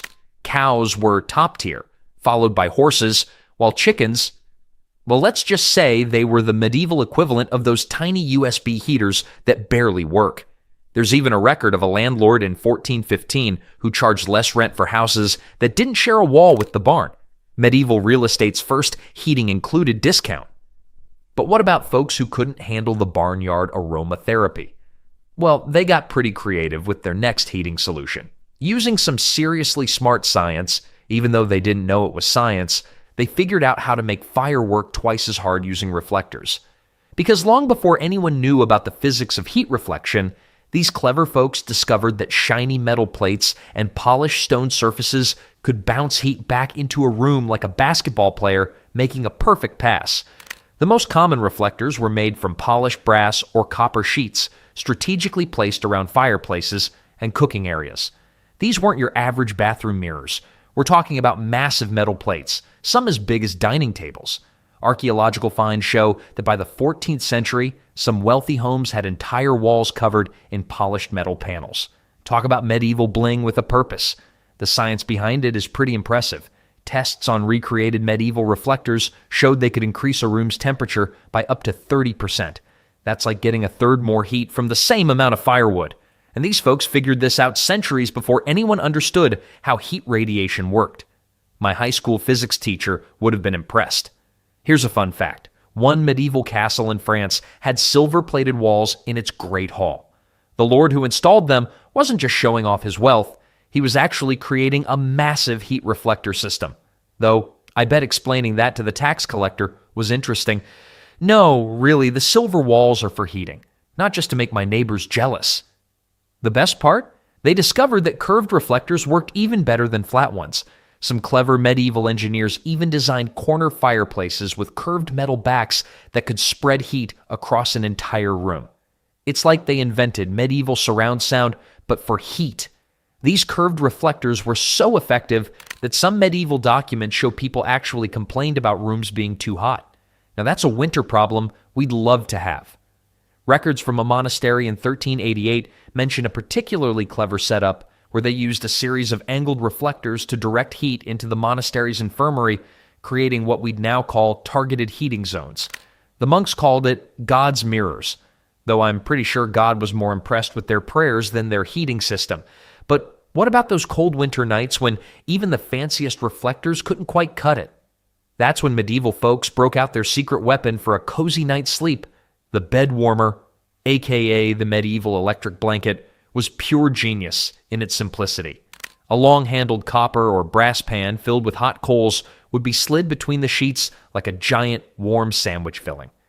These warming pans weren't just practical, they were often beautifully decorated with patterns and designs, making them the medieval equivalent of those fancy gadgets we keep in our kitchens today.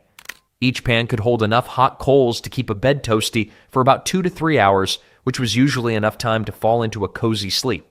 Rich people would have servants warm their beds for them, while common folks would do the coal shuffling themselves.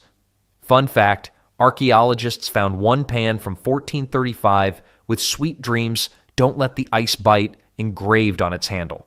Seems like medieval folks had a sense of humor about their chilly nights. But here's where it gets interesting. They had a whole system worked out. The coals would be carefully selected from the evening fire, with the best ones saved for bed warming. Why? Because nobody wanted to wake up to smoky sheets or, worse, a fire. Records show that some towns actually had special bed warmer inspectors whose job was to make sure people weren't using dangerous coals. Talk about a weird job title to put on your medieval LinkedIn. A single warming pan could raise bed temperatures by about 20 to 25 degrees Fahrenheit, enough to turn a freezing bed into a cozy nest. Some clever folks even developed a rotation system using multiple pans throughout the night. One historical document mentions a particularly cold winter in 1442 when a nobleman used 6 different warming pans to keep his massive bed heated. That's what I call high-maintenance sleeping. But for those who couldn't afford fancy warming pans or didn't trust themselves not to set their beds on fire, there was another solution that helped keep the warmth in while they slept. Enter the canopy bed, and trust me, it wasn't just about looking fancy. Because canopy beds weren't just medieval interior designers showing off, they were actually brilliant heat traps. The heavy curtains around these beds worked like a personal sleeping bag, keeping your body heat from escaping into the cold room. Records show these beds could maintain temperatures up to 15 degrees warmer than the rest of the room, making them the original sleep pods. Medieval carpenters became experts at designing these beds for maximum warmth. The best ones had double-layered curtains and a covered top that created a mini room within the room. Some even had special slots built into the posts to hold those bed warmers we talked about earlier. Talk about medieval smart home technology. The funny thing is, people started competing over who had the fanciest bed curtains. One record from 1389 mentions a merchant who spent more on his bed curtains than his house. Now that's what I call mixed up priorities. But at least he was warm. Scientists tested a recreated medieval canopy bed and found that with all curtains closed, it only took about 10 minutes for body heat to create a cozy microclimate inside. But what about staying warm during the day? Well, medieval builders had another trick up their sleeves. They turned their attention to something we still use today, the power of the sun. And they were way better at using it than most modern architects. Because these medieval builders were basically solar power pioneers, just without the fancy panels. They figured out that if you built a house with big windows facing south, you could trap the sun's heat like a champ. These weren't your regular windows either. They were strategically placed to catch the low winter sun while staying shady during summer. It's like they invented seasonal temperature control before air conditioning was even a dream. The real genius came from how they used stone walls. They'd build these thick walls that would soak up heat during the day and slowly release it at night, like a stone hot water bottle. Tests on surviving medieval buildings showed these walls could store enough heat to keep rooms warm for up to 8 hours after sunset. Some castles even had special sunrooms with walls up to 6 feet thick. Now, that's what I call extreme insulation. You know those modern passive solar homes everyone's talking about? Turns out medieval builders beat them to it by about 800 years. Archaeological studies found that some medieval houses were angled exactly 17.5 degrees east of true south, the perfect position for maximum sun exposure during winter. And here I am, still trying to figure out which way is north on my phone's compass. A particularly clever lord in 1356 had his great hall built with different sized windows on each floor. The bottom windows were smaller to prevent heat loss, while the top ones were huge sun catchers. His servants probably thought he was crazy, but energy bills weren't exactly a thing back then, were they? But sometimes even the smartest sun-catching tricks weren't enough to keep out the cold. That's when medieval builders would look up, way up, to their next heating solution, those seemingly simple thatched roofs. Weren't just medieval folks trying to look rustic, they were actually incredible natural insulators. Packed straw creates thousands of tiny air pockets that trap heat, working just like modern home insulation. But unlike that pink stuff in our attics today, these roofs were completely natural and lasted for decades. A well-made thatched roof could be up to 2 feet thick, and tests show they were better at keeping heat in than most modern roofing materials. The really wild part? These roofs actually breathed. They'd let just enough moisture escape to prevent mold while keeping all the warm air inside. A properly thatched roof could reduce heat loss by up to 50% compared to other medieval roofing options. One medieval record from 1397 mentions a particularly snowy winter where thatched houses stayed so warm the inhabitants had to open their windows. In January. Meanwhile, their tile-roof neighbors were probably huddled around their fires, wondering what kind of magic was happening next door. But the best invention for staying warm during those long winter nights? Well, that came from some seriously creative thinking about where to put hot rocks. These medieval heating engineers had one last trick up their sleeves, and it involved turning the floor into a giant heating pad. Because here's the thing about really big stones. They hold on to heat like teenagers hold on to their phones. Medieval people discovered that if you heated up large stones in a fire and then tucked them under the floorboards, they'd radiate warmth for hours. It was like having heated floors before heated floors were cool. A typical setup would use stones weighing between 20 to 30 pounds each. They'd heat these bad boys up during the day, then slide them into special slots under the wooden floors or benches. Tests on similar stones showed they could stay warm for up to 6 hours. And get this, some medieval houses had dedicated stone warming pits built right into their kitchens, like a prehistoric microwave just for rocks. The really fancy places even had stone warming schedules. Documents from one 15th century manor house show they rotated 24 stones throughout the day, with servants switching them out every 4 hours. Talk about a hot job. Scientists estimate this system could maintain room temperatures around 65 degrees Fahrenheit, 18 degrees Celsius, even when it was freezing outside. One monk wrote in 1403 about how they used this trick in the monastery's infirmary. He called it God's own heating. Though I'm pretty sure God would have just invented central heating if he was directly involved in medieval architecture. In the Middle Ages, rats and mice were everywhere. They ate food, spread sickness, and made life even harder for poor people. But peasants didn't just give up. They found clever, simple ways to deal with the problem. Some were smart, some were strange, but many of them actually worked. One of the most trusted ways to fight rats was simple. Get a cat. But not just any cat. A good mouser was a treasure with 4 legs. In the 1300s, during the time of the Black Death, some cats were so prized they sold for what would be hundreds of dollars today. These were the original security systems, silent, sharp, and never asking for overtime. Stealing one wasn't just rude. In some places, it could actually get you in trouble with the local law. Medieval peasants knew that not all cats were equal rat catchers. The best weren't those fancy cat nobility kept, but scruffy ones with quick reflexes, sharp claws, and what they called the hunter's eye. That intense stare that meant business. The top mousers typically had stocky bodies and short tails, perfect for chasing rodents through tight spaces. Some towns even kept records of the best rat-catching cats. A particularly talented mouser might earn its owner tax breaks or special privileges. One record mentions a cat who caught over 50 rats in a single month, earning its owner free ale at the local tavern. That cat wasn't just a hunter, it was a walking, purring meal ticket.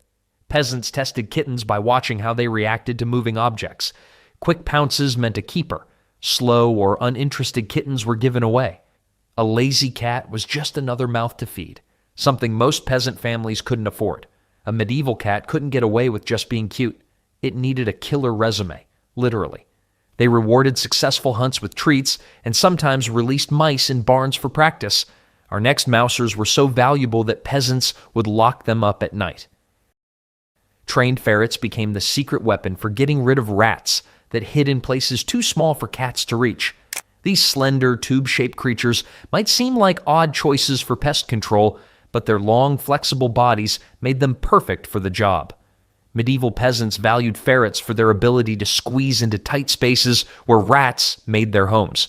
Unlike cats, which hunted on their own terms, ferrets required training and handling. A well-trained ferret could be sent directly into rat holes, burrows, and spaces between walls. These little hunters were basically the medieval version of snake cameras, except they came back with dead rats instead of plumbing problems. Training a ferret wasn't simple. Young ferrets had to be taught to return to their handlers after being sent into a hole. Peasants often tied a small bell or piece of cloth to their ferrets so they could track where they went. What made ferrets especially valuable was their determination. Once on the scent of a rat, a ferret would pursue it relentlessly through passages no human or cat could access. Medieval records show that a single ferret could clear a small granary of rats in just a few hours. Ferrets earned their keep not just by killing rats, but also by creating absolute panic in the rodent population. Rats would flee in terror when they smelled a ferret, often running straight into waiting traps or the paws of cats stationed at exit holes. While ferrets tackled the rats hiding in walls and underground, some peasants turned to another approach that didn't require feeding or training at all.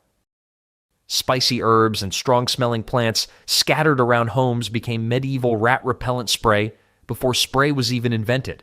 Peasants discovered that rats hated certain smells that humans found pleasant or tolerable. Turns out rats were the original picky roommates with sensitive noses. Mint leaves topped the list of rat-repelling plants. Peasants would crush fresh mint and sprinkle it around doorways and windows. The strong menthol smell was apparently rat kryptonite. Rats smelled mint and thought, nope, not going in there. Smells like someone's trying way too hard with medieval breath freshener. Garlic came in as a close second favorite. Crushed cloves were placed in corners of grain storage areas and kitchens. The sulfur compounds in garlic drove rats crazy, and not in a good way. Rats avoided garlic like teenagers avoid chores.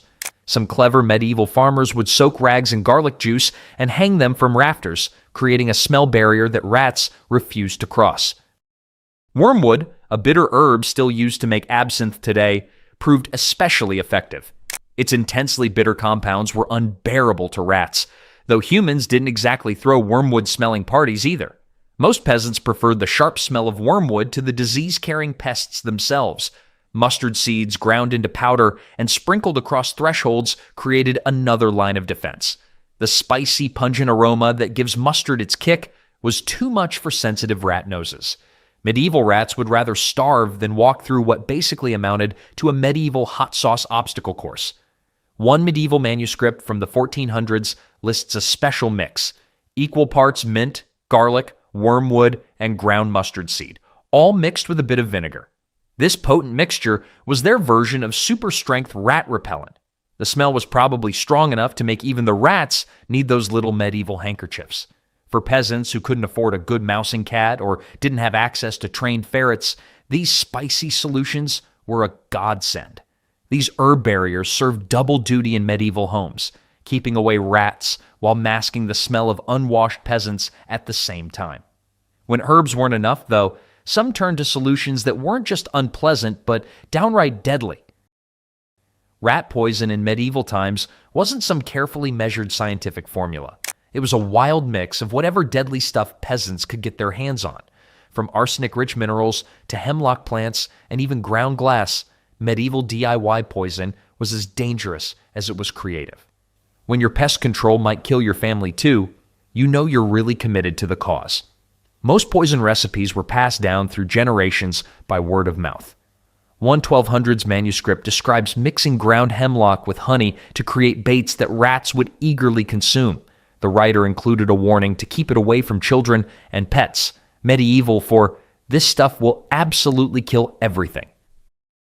Arsenic topped the medieval toxic ingredient list when available. Peasants would collect white arsenic powder from mineral deposits or buy it from merchants. Mixed with fat or cheese, it created deadly rat bait. Medieval rats probably wondered why their friends kept dropping dead at the all-you-can-eat cheese buffet. Frank was fine until he hit that third helping of Gouda. Ground glass and rat poison might sound bizarre today, but medieval folks believed tiny glass fragments would tear up a rat's insides. Must have been reassuring at medieval dinner parties. Is that seasoning on my stew, or are you trying to murder rats and guests with the same recipe? The dangers were enormous. Accidental poisonings happened frequently, especially among children and pets. One French record from 1329 tells of an entire household sickened after rats dragged poison bait into the family's flour storage. Nothing says family dinner like everyone suddenly developing mysterious stomach pains. Village authorities sometimes banned certain poisons after particularly bad incidents. A 1400s English town record prohibits arsenic rat baits after 3 children died in 1 month. Still, with rats destroying precious food supplies, many peasants continued the practice secretly, like medieval Breaking Bad, but with worse chemistry skills. While poison could kill many rats, it rarely eliminated them completely. For every rat that died, foaming at the mouth, others bred rapidly to replace it. This limitation led medieval people to develop other methods that didn't risk killing everything in the household. Pit traps became a popular rat-catching method among medieval peasants who wanted something safer than poison, but still effective. The concept was brilliantly simple. Dig small holes in areas where rats frequently traveled, disguise the opening, and wait for the unsuspecting rodents to fall in. These traps were popular because they were effective, safe, and cost almost nothing to make. Medieval households typically placed these traps along walls, in corners of grain storage areas, or near known rat holes. The pits didn't need to be deep. Just 6 to 8 inches was usually enough to prevent rats from jumping out. The real trick was in the design of the pit's interior. Smart trappers would line the bottom and sides with materials that made climbing impossible for tiny rat claws. Clay was a common lining material because when smoothed and allowed to dry, it created a slippery surface that rats couldn't grip. Watching a rat try to climb slick clay walls was medieval entertainment before Netflix, complete with dramatic falls and failed escape attempts. Some peasants used animal fat or plant oils to grease the sides of unlined pits, creating an equally challenging escape route. Children were often assigned the task of checking the pits each morning, a chore that combined pest control with entertainment. A record from a 1340s English manor notes that during one particularly bad rat infestation, a system of 20 pits throughout the property caught over 60 rats in a single week. The beauty of pit traps lay in their reusability. Once emptied of rats, the same pit could be reset immediately with minimal effort. Medieval budget spreadsheets would have shown excellent ROI on pit traps, if spreadsheets or budgets had existed back then. Some clever medieval trappers enhanced their pits with additions that increased catch rates. One technique involved placing a thin stick across the pit with food balanced in the middle. When a rat tried to cross the stick to reach the food, its weight would cause the stick to spin, dropping the rat into the pit below. Nothing said, "I hate my neighbor" in medieval times, quite like dumping a bucket of live rats over their fence at night. While pit traps worked well for ground-dwelling rats, medieval people needed other solutions for the clever rodents that preferred high places. This led to some interesting innovations that made use of something completely different. Sound-based rat repellents might seem like a modern invention, but Medieval peasants created their own versions of noisemakers and whistles specifically designed to drive away rodents. At first glance, the idea of scaring away rats with noise might seem silly, but there was actual wisdom behind this seemingly strange approach to pest control. The concept was based on observations that rats would flee from sudden, unfamiliar sounds. Medieval peasants noticed that rats disappeared during loud celebrations or when metal workers were hammering nearby. Some clever folks put two and two together and realized that creating specific noises could help keep rats away from homes and food storage areas. One common device was the rat whistle, typically made from hollowed reeds or bird bones with holes carved into specific positions. When blown, these whistles produced high-pitched sounds that humans could barely hear but drove rats crazy. Medieval rat whistlers must have looked ridiculous, standing in their barns at sunrise, blowing on bone flutes like deranged pipers with an audience of 0 humans and hopefully 0 rats. Manuscripts from the 1200s describe rat pipes that were played near granaries before opening them. The high-pitched sound would send any rats inside scurrying for the exits where they could be caught by waiting dogs or cats. Some villages even had designated rat pipers who would make rounds through storage areas once weekly, playing their specialized instruments. Metal noisemakers were another popular option. Simple devices made from thin copper or iron sheets would be hung from ceilings on strings. When the wind blew or someone walked by, they would clatter together, creating unpredictable noises that kept rats on edge. The constant clanging probably kept the humans on edge too. Medieval homes must have sounded like someone dropping pots and pans every few minutes. Did these sound-based methods actually work? Modern science suggests they might have had some merit. Rats have sensitive hearing and can detect frequencies far beyond human range. Sudden, unpredictable noises do cause stress responses in rodents and can discourage them from settling in a particular area. The methods were certainly less dangerous than poison and less work than maintaining a cat or ferret. Many peasant families developed specific rat-scaring rituals, like banging pots together before entering food storage areas or stomping heavily near known rat nests. Children were often tasked with making these noises, turning pest control into a noisy game. One 1400s household guides recommend that children march through storage areas each evening, making the loudest racket possible to keep rats away during the night. Rats can actually adapt to predictable noises over time, so changing up the sounds was important. Medieval pest control experts, if such a job had existed, would have given 1-star reviews to families that used the same banging pattern day after day. Your rat-scaring technique lacks creativity, and your rhythmic banging has basically become rodent lullaby music. The downside? Neighbors. Living next to someone who believes strongly in noise-based rat control must have been a special kind of medieval torture. Village records occasionally mention disputes between neighbors over excessive rat-scaring noise, especially at night. While sound offered a creative approach to keeping rats at bay, medieval people also tried to trick the rodents using a completely different strategy. Fake predators and scare toys were a creative medieval strategy for keeping rats away by playing on their natural fears. Just like modern gardeners might place a plastic owl to scare away birds, medieval peasants carved wooden animals that resembled the natural enemies of rats. These silent guardians were thought to trick rodents into believing a deadly predator was nearby. Wooden owls were among the most popular rat-scaring decoys. Carved from a single piece of wood, these owls ranged from crude, basic shapes to impressively detailed sculptures with painted features. The best carvers would add real feathers to enhance the realism. Medieval product review for wooden owl decoys: 5 stars. Rats disappeared for 2 whole days. 3 stars off because they came back, and 1 chewed the owl's face off. Would buy again. Wooden or clay snakes were another common choice. These were often painted with patterns resembling local snake species known to hunt rats. Some clever peasants would position these fake snakes partly hidden under straw or in dark corners, making them seem more realistic and threatening. Did these fake predators actually work? Surprisingly, they might have, at least temporarily. Rats do have instinctive fears of predator shapes, especially when they're unfamiliar. However, rats are intelligent creatures and quickly learned which threats were real and which were just wood. This led to an interesting arms race between humans and rats. Medieval rat scarers had to regularly move their decoys around to maintain the illusion. medieval interior decorating driven entirely by rodent psychology. Records show that some households rotated different types of decoys weekly to prevent rats from getting too comfortable. Some creative peasants took the idea further by creating motion-activated scare toys.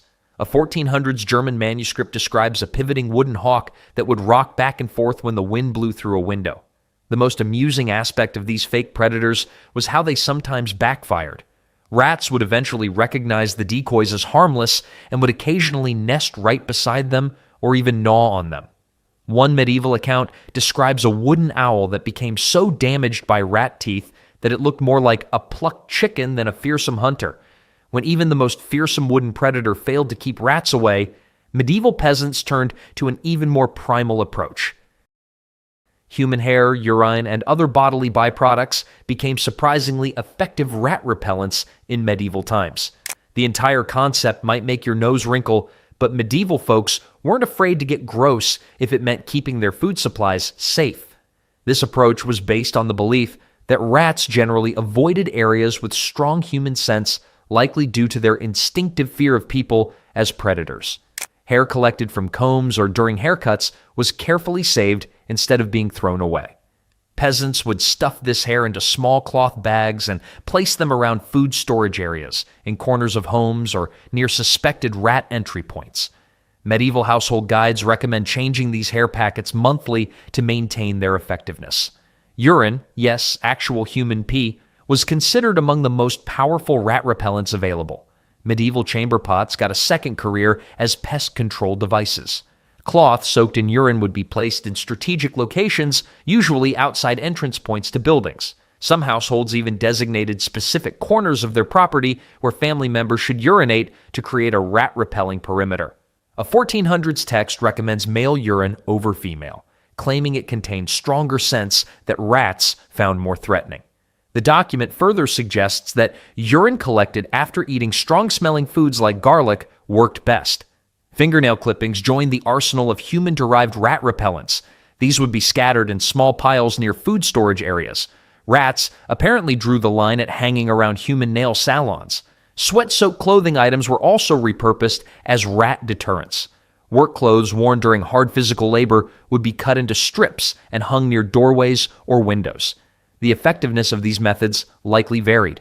Rats do have strong instinctive reactions to predator scents, including humans. However, hungry rats in winter might ignore even the strongest human smells if food was scarce enough. Still, these methods cost nothing and were easily implemented, making them popular among the poorest peasants. While these smelly solutions helped keep rats away from certain areas, medieval people also realized that the best way to deal with rats was to prevent them from accessing food altogether. This led to some extremely clever and practical innovations. Smarter storage methods became one of the most effective ways medieval peasants protected their precious food supplies from hungry rats. Rather than simply trying to kill or repel rats, these clever techniques focused on making food completely inaccessible to the rodents in the first place. As the saying went in many medieval villages, a rat that can't reach can't eat. The simplest and most common approach was to hang food in sacks from ceiling beams. Grain, dried meat, and other preserved foods would be placed in sturdy cloth bags, then suspended high above the ground using ropes. The height alone deterred most rats, but medieval peasants didn't stop there. They added extra protection by placing metal discs on the ropes, similar to modern squirrel guards on bird feeders. Medieval architects never planned for hanging food storage, leaving many peasants with the original ceiling fan, a sack of grain swinging dangerously over dinner. Sealed containers provided another layer of defense. Clay pots with tight-fitting lids were common, often sealed with beeswax or pitch around the edges. Wooden chests for storing bread and flour might have their seams sealed with pine resin, creating an airtight and rat-proof barrier. For larger food stores, many households built elevated platforms on legs. These platforms would stand several feet off the ground, with each leg topped by a wide wooden or metal disc that rats couldn't navigate around. Rats looking up at these food fortresses must have felt like medieval soldiers facing a castle without siege equipment. Perhaps the most innovative solution was the greased pole storage system. Smooth wooden poles would be coated with animal fat, then placed upright with food platforms at the top.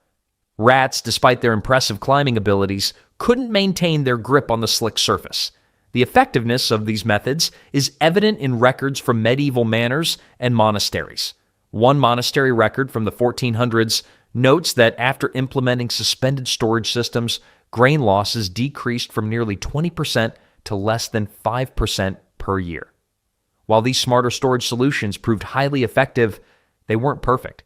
During severe famines or particularly harsh winters, desperate rats would attempt increasingly bold strategies to reach food. When all other methods failed, some medieval peasants turned to a solution that might seem shocking to modern sensibilities. Eating rats was a desperate but practical solution during the harshest times in medieval Europe. When famine struck and hunger gnawed, some peasants turned pests into protein, from nuisance to necessary nutrition, medieval recycling at its most extreme. During severe famines, rats were actively hunted for food.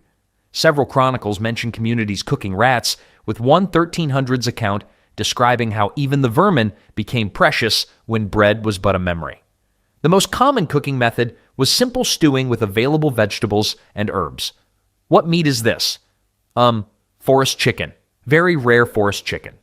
An average brown rat weighs about half a pound. Not impressive by modern standards, but significant to a starving medieval family. Some terrible famine years saw rat meat openly sold in markets, sometimes at prices higher than chicken. Medieval medical texts acknowledged rat meat's nutritional value while recommending thorough cooking. Medieval five-star restaurant review: the rat was cooked to perfection, would starve again. Medieval food safety tip: if your rat meat is still squeaking, it needs more time on the fire. The practice disappeared as food security improved in later centuries, standing as evidence of the extreme measures medieval people took when facing hardship. Before grocery aisles and food delivery apps, medieval people had to get creative with whatever they could dig up, hunt, or scrape together. These 15 long-lost recipes weren't just cheap, they helped folks stay alive through freezing winters and empty fields. Some of them might even give your kitchen a few wild new ideas. Starting with pottage. Pottage was medieval meal prep before meal prep was cool. This humble dish kept people alive, a thick, hearty stew that bubbled away in the pot, hanging over the fire in most peasant homes. The beauty of pottage?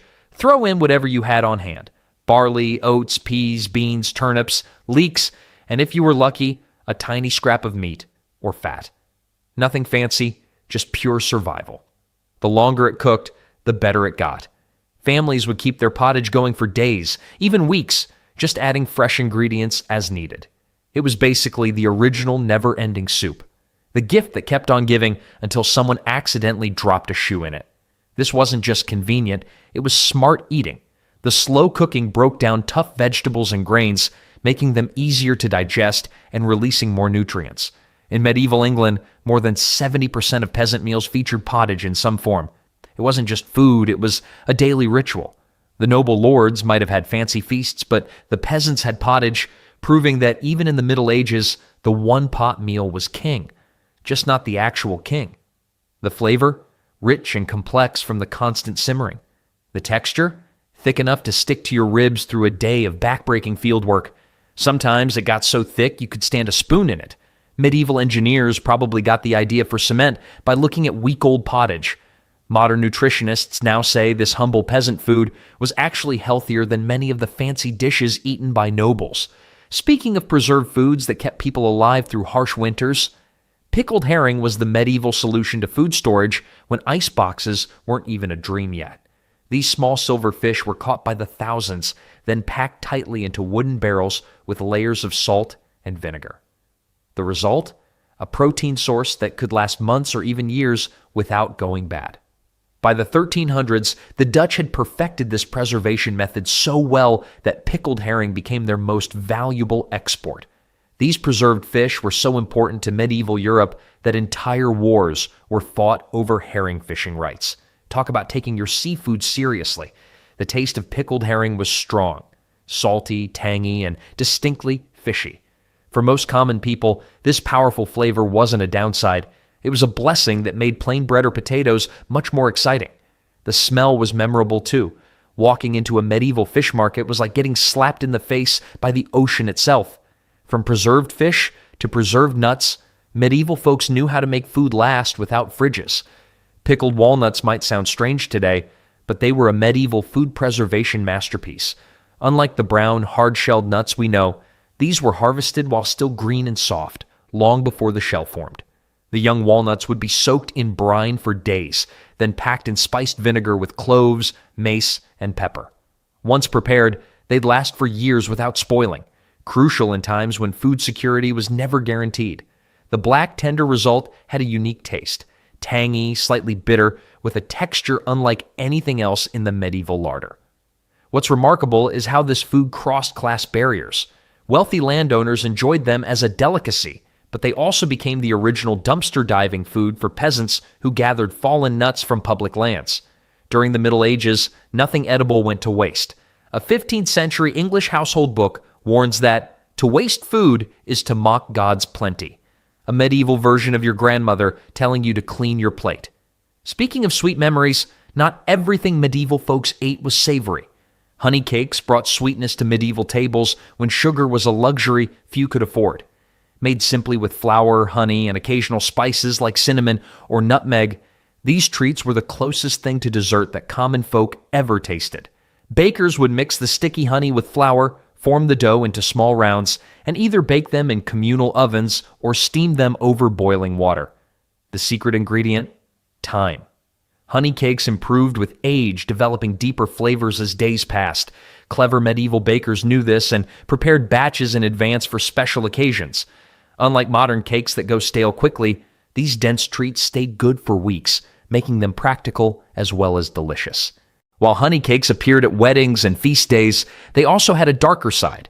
They were traditionally served at funerals too, giving mourners something sweet to offset the bitter business of burying loved ones. Records from a 14th century abbey mention over 50 pounds of honey used annually just for funeral cakes. For the average medieval family, honey cakes represented rare moments of indulgence. Children might receive one on their saint's day or after the harvest was complete. The taste wasn't cloyingly sweet like modern desserts, but had a subtle complexity from the raw honey, which carried flavors of whatever flowers the bees had visited. Medieval honey cakes were so valued that some folks believed they contained magical properties.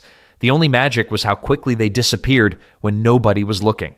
After enjoying something sweet, medieval diners often turned to creative ways of using every last crumb of food. Bread porridge was the ultimate way to rescue yesterday's loaf.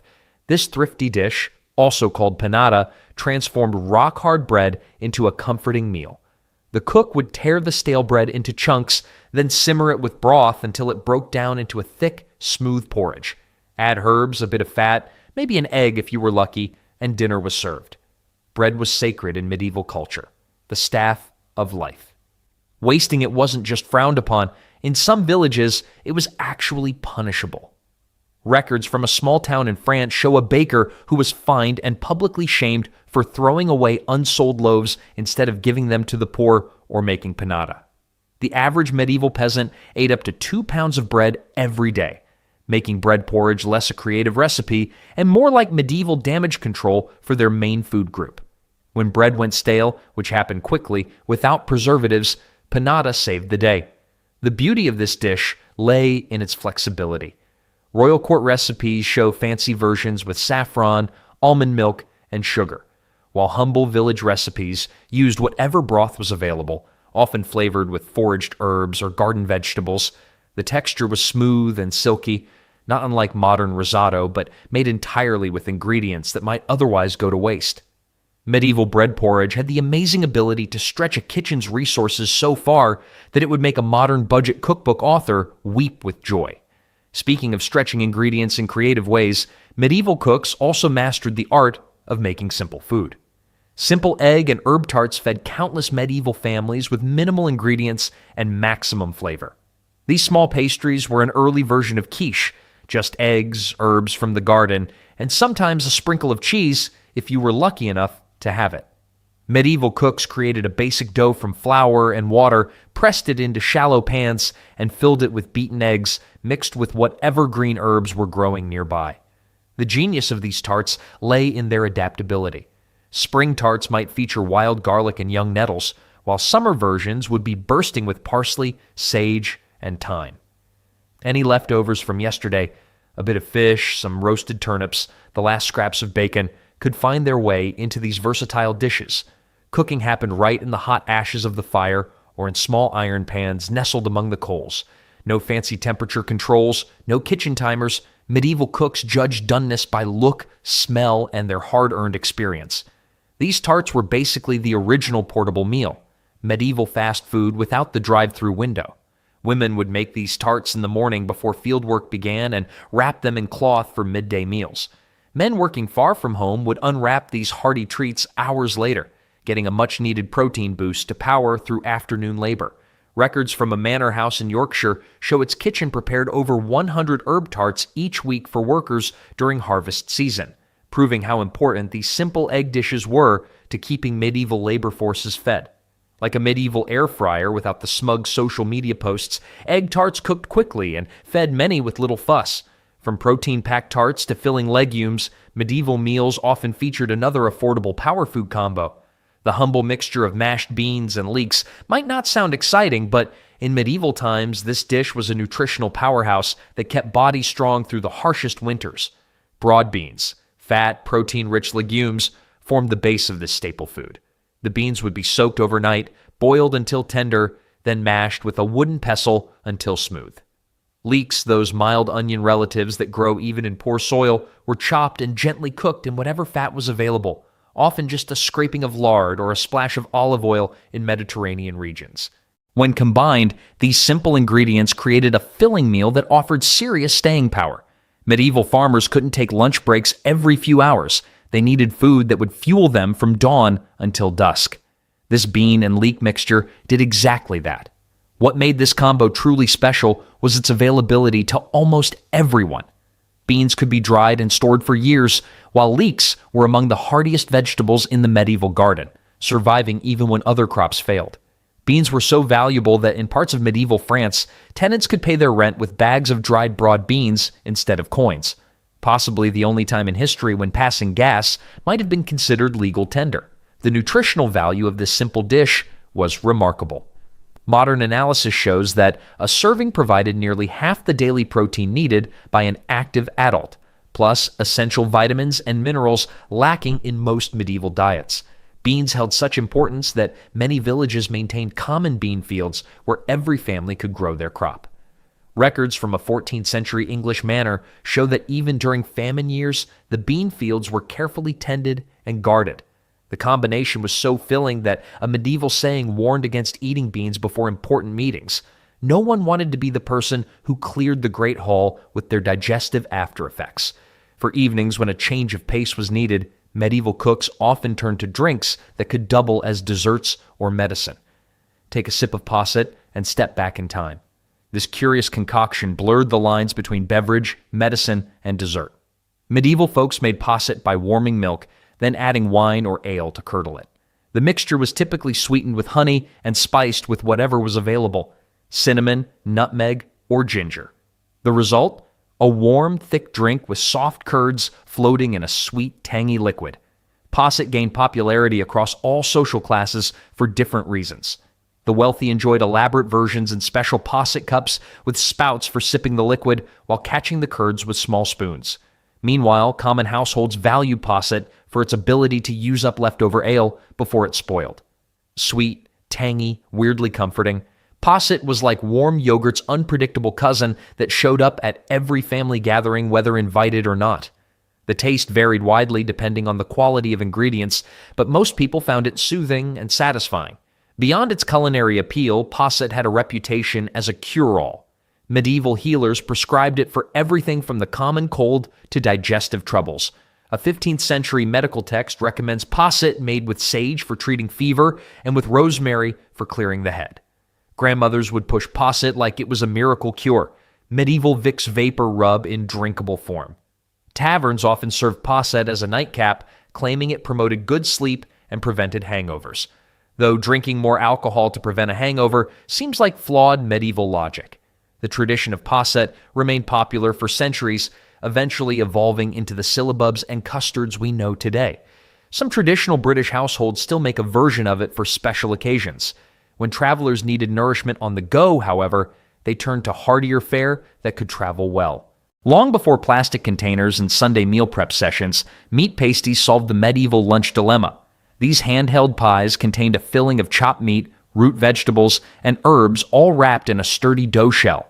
The dough wasn't just a container, but a preservation method. Sealing the filling from air kept it fresh longer.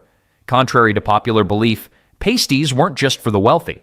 Common folks made them with whatever scraps were available. A bit of leftover pork, turnips, onions, and maybe some dried herbs.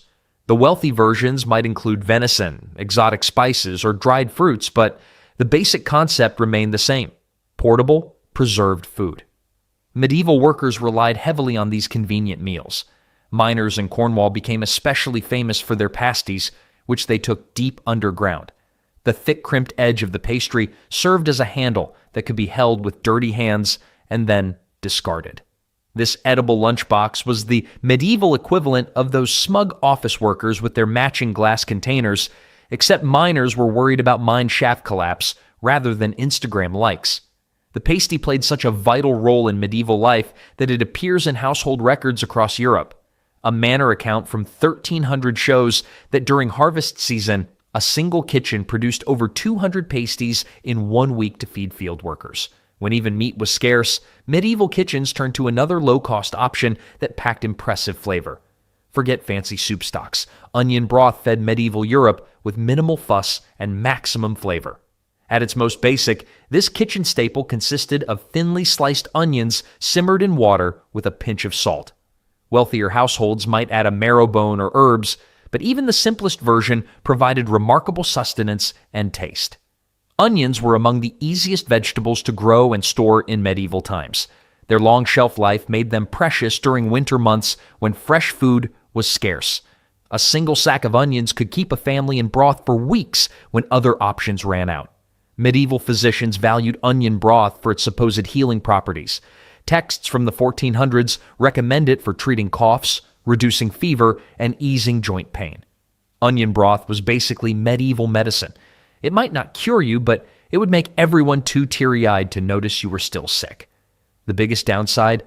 Medieval kitchens doubled as tear gas chambers during preparation. With no ventilation beyond smoky chimneys, cooks probably spent half their time looking like they'd just watched a tragic play unfold. Also doubled as a natural eye cleanser, whether you wanted it or not. While onion broth made the most of vegetables, another medieval specialty proved that no part of an animal needed to go to waste. Waste not, want not reached its peak with medieval offal pies. These hearty dishes contained all the animal parts modern shoppers avoid: liver, heart, kidneys, lungs, and other organs mixed with herbs and enclosed in a rustic pastry crust. While it might make some modern diners squirm, these pies were practical, nutritious, and surprisingly tasty. When an animal was butchered in a medieval village, nothing went to waste. Meat was expensive, so common folk made clever use of every part. The organs, or offal, were actually some of the most nutrient-dense parts of the animal, rich in iron, vitamins, and protein. These nutritional powerhouses kept people healthy during harsh winters when fresh food was scarce. Preparing offal pie required skill. The organs needed careful cleaning and often pre-cooking before being chopped and seasoned with herbs, salt, and sometimes dried fruits or nuts to balance the strong flavors. The mixture was then wrapped in pastry and baked until golden brown. The eating experience was an adventure in textures, somewhere between a treasure hunt and a guessing game of what organ did I just bite into? Medieval dinner conversation starter: is this bit lung or is it liver? In 13th century London, records show that over 30% of butchered animals were used entirely, organs and all. Butchers would separate the offal specifically for pies and sausages, which became affordable protein sources for everyday people. These pies were so common that medieval doctors actually recommended them for specific ailments. Feeling weak? Eat heart pie. Trouble breathing? Try some lung pie. Having memory problems? Brain pie might help, or you might forget you ate it. While some preferred their animal parts hidden in pies, others enjoyed a more refined approach to humble ingredients. How did medieval folk enjoy cheese before pizza existed? Cheese and herb pie was the answer. Fresh curd cheese mixed with eggs and garden herbs in a simple flour crust. Unlike everyday meat pies, Cheese pies were special treats made only when milk was plentiful in spring and summer. Medieval cooking manuscripts show these pies varied across Europe, with southern versions using olive oil and Mediterranean herbs, while northern recipes featured butter and chives. Cheese and herb pie was the dish you made when you wanted to impress guests but couldn't afford a feast. It was basically saying, "Look how fancy we are with our dairy," while secretly knowing it cost almost nothing to make. For breakfast on busy workdays, medieval folk needed something quicker that could be prepared ahead of time. Medieval breakfast was all about oat pancakes, the ultimate fast food when you needed to eat quickly before a day of hard labor. These rustic flatbreads were made from ground oats mixed with water and a pinch of salt, then cooked on hot stones beside the fire or on simple iron griddles. Unlike modern fluffy pancakes, these were thin, hearty discs designed to fill bellies and provide lasting energy. Oats grew where other grains failed, making them a lifesaver in northern regions with poor soil and wet weather.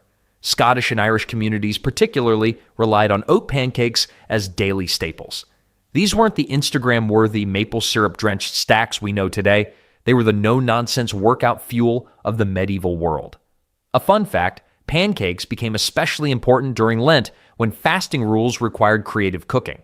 Pre-Lenten pancakes used forbidden ingredients like eggs and fats before the 40 days of fasting began. While oat pancakes kept workers going, another medieval favorite brought warmth and cheer at the end of a long day. After a long day of medieval labor, nothing hit the spot quite like spiced wine, or hippocras as it was commonly called. This warming beverage took ordinary wine and transformed it into something special by simmering it with cinnamon, ginger, cloves, and sometimes honey. The spices masked the flavor of cheaper wines, allowing even modest households to enjoy a luxurious... Back in the Middle Ages, life was hard and food spoiled fast, but some smart peasants found foods that lasted forever. No fridge, no freezer, just old tricks that worked. These foods never went bad, even after years. Here are the ones they always kept stocked, just in case.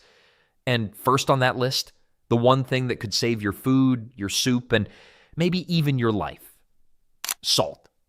In medieval times, salt wasn't just that white stuff you sprinkle on French fries. It was practically worth its weight in gold. Kind of like how teenagers today treat their phone chargers. Peasants treasured salt above almost all other foods because it never expired. Never. Not in years, not in decades, not even in centuries. Archaeological digs have uncovered perfectly usable salt from ancient Roman times, over 1,000 years old, still ready to season your dinner. That's older than most grandparents' jokes and somehow more useful. When winter loomed and food grew scarce, salt became the medieval peasant's secret weapon against starvation. It was basically their version of a refrigerator, except it didn't beep when you left the door open too long. They'd rub it into strips of meat and fish, drawing out moisture that would otherwise let bacteria throw a party. This dry curing method transformed perishable foods into long-lasting provisions that could feed families for months. Medieval salt was so effective at preserving meat that some jerky from the 1300s probably still tastes better than modern airline food. Storage was simple but strategic. Most households kept their precious salt in small ceramic pots with tight-fitting lids, usually placed near the hearth where heat kept dampness away. If a medieval peasant dropped salt, they didn't just throw it over their shoulder for luck. They'd practically dive across the room to salvage every grain. The economics of salt shaped entire communities. In some regions, a sack of salt could buy you a cow. Today, we trade our cows for smartphones that expire faster than dairy products. Villages developed around salt mines and seawater evaporation ponds, with entire family lineages dedicated to its production. Most peasants could only afford to buy salt once or twice a year at seasonal markets, carefully rationing their supply through lean times. They tracked their salt usage more carefully than modern parents monitor their kids' screen time. During the harshest famines, salt became the difference between life and death. One medieval account describes how a family survived an entire winter on nothing but salted turnips and water. That's like living on nothing but kale smoothies, except medieval peasants didn't have Instagram to brag about their suffering. While that dinner menu sounds about as appealing as chewing on a boot, it kept them alive when their neighbors weren't so fortunate. The most resourceful peasants even used salt to preserve food they couldn't immediately eat, creating a medieval version of food storage banking. Their retirement plan wasn't a 401k, it was a well-stocked root cellar with enough salt to make a cardiologist faint. They'd salt away summer's bounty, knowing that when hunger came knocking in February, they had something even sweeter than salt to fall back on. Honey ranked as the medieval world's favorite sweetener, and unlike modern candy bars, it literally never expired. Scientists testing honey from ancient Egyptian tombs over 4,000 years old found it still perfectly edible. The world's oldest working sweetener that doesn't require a prescription. This golden liquid remained just as delicious after a few centuries as it was the day bees produced it. Why didn't it spoil? The secret lies in honey's chemistry.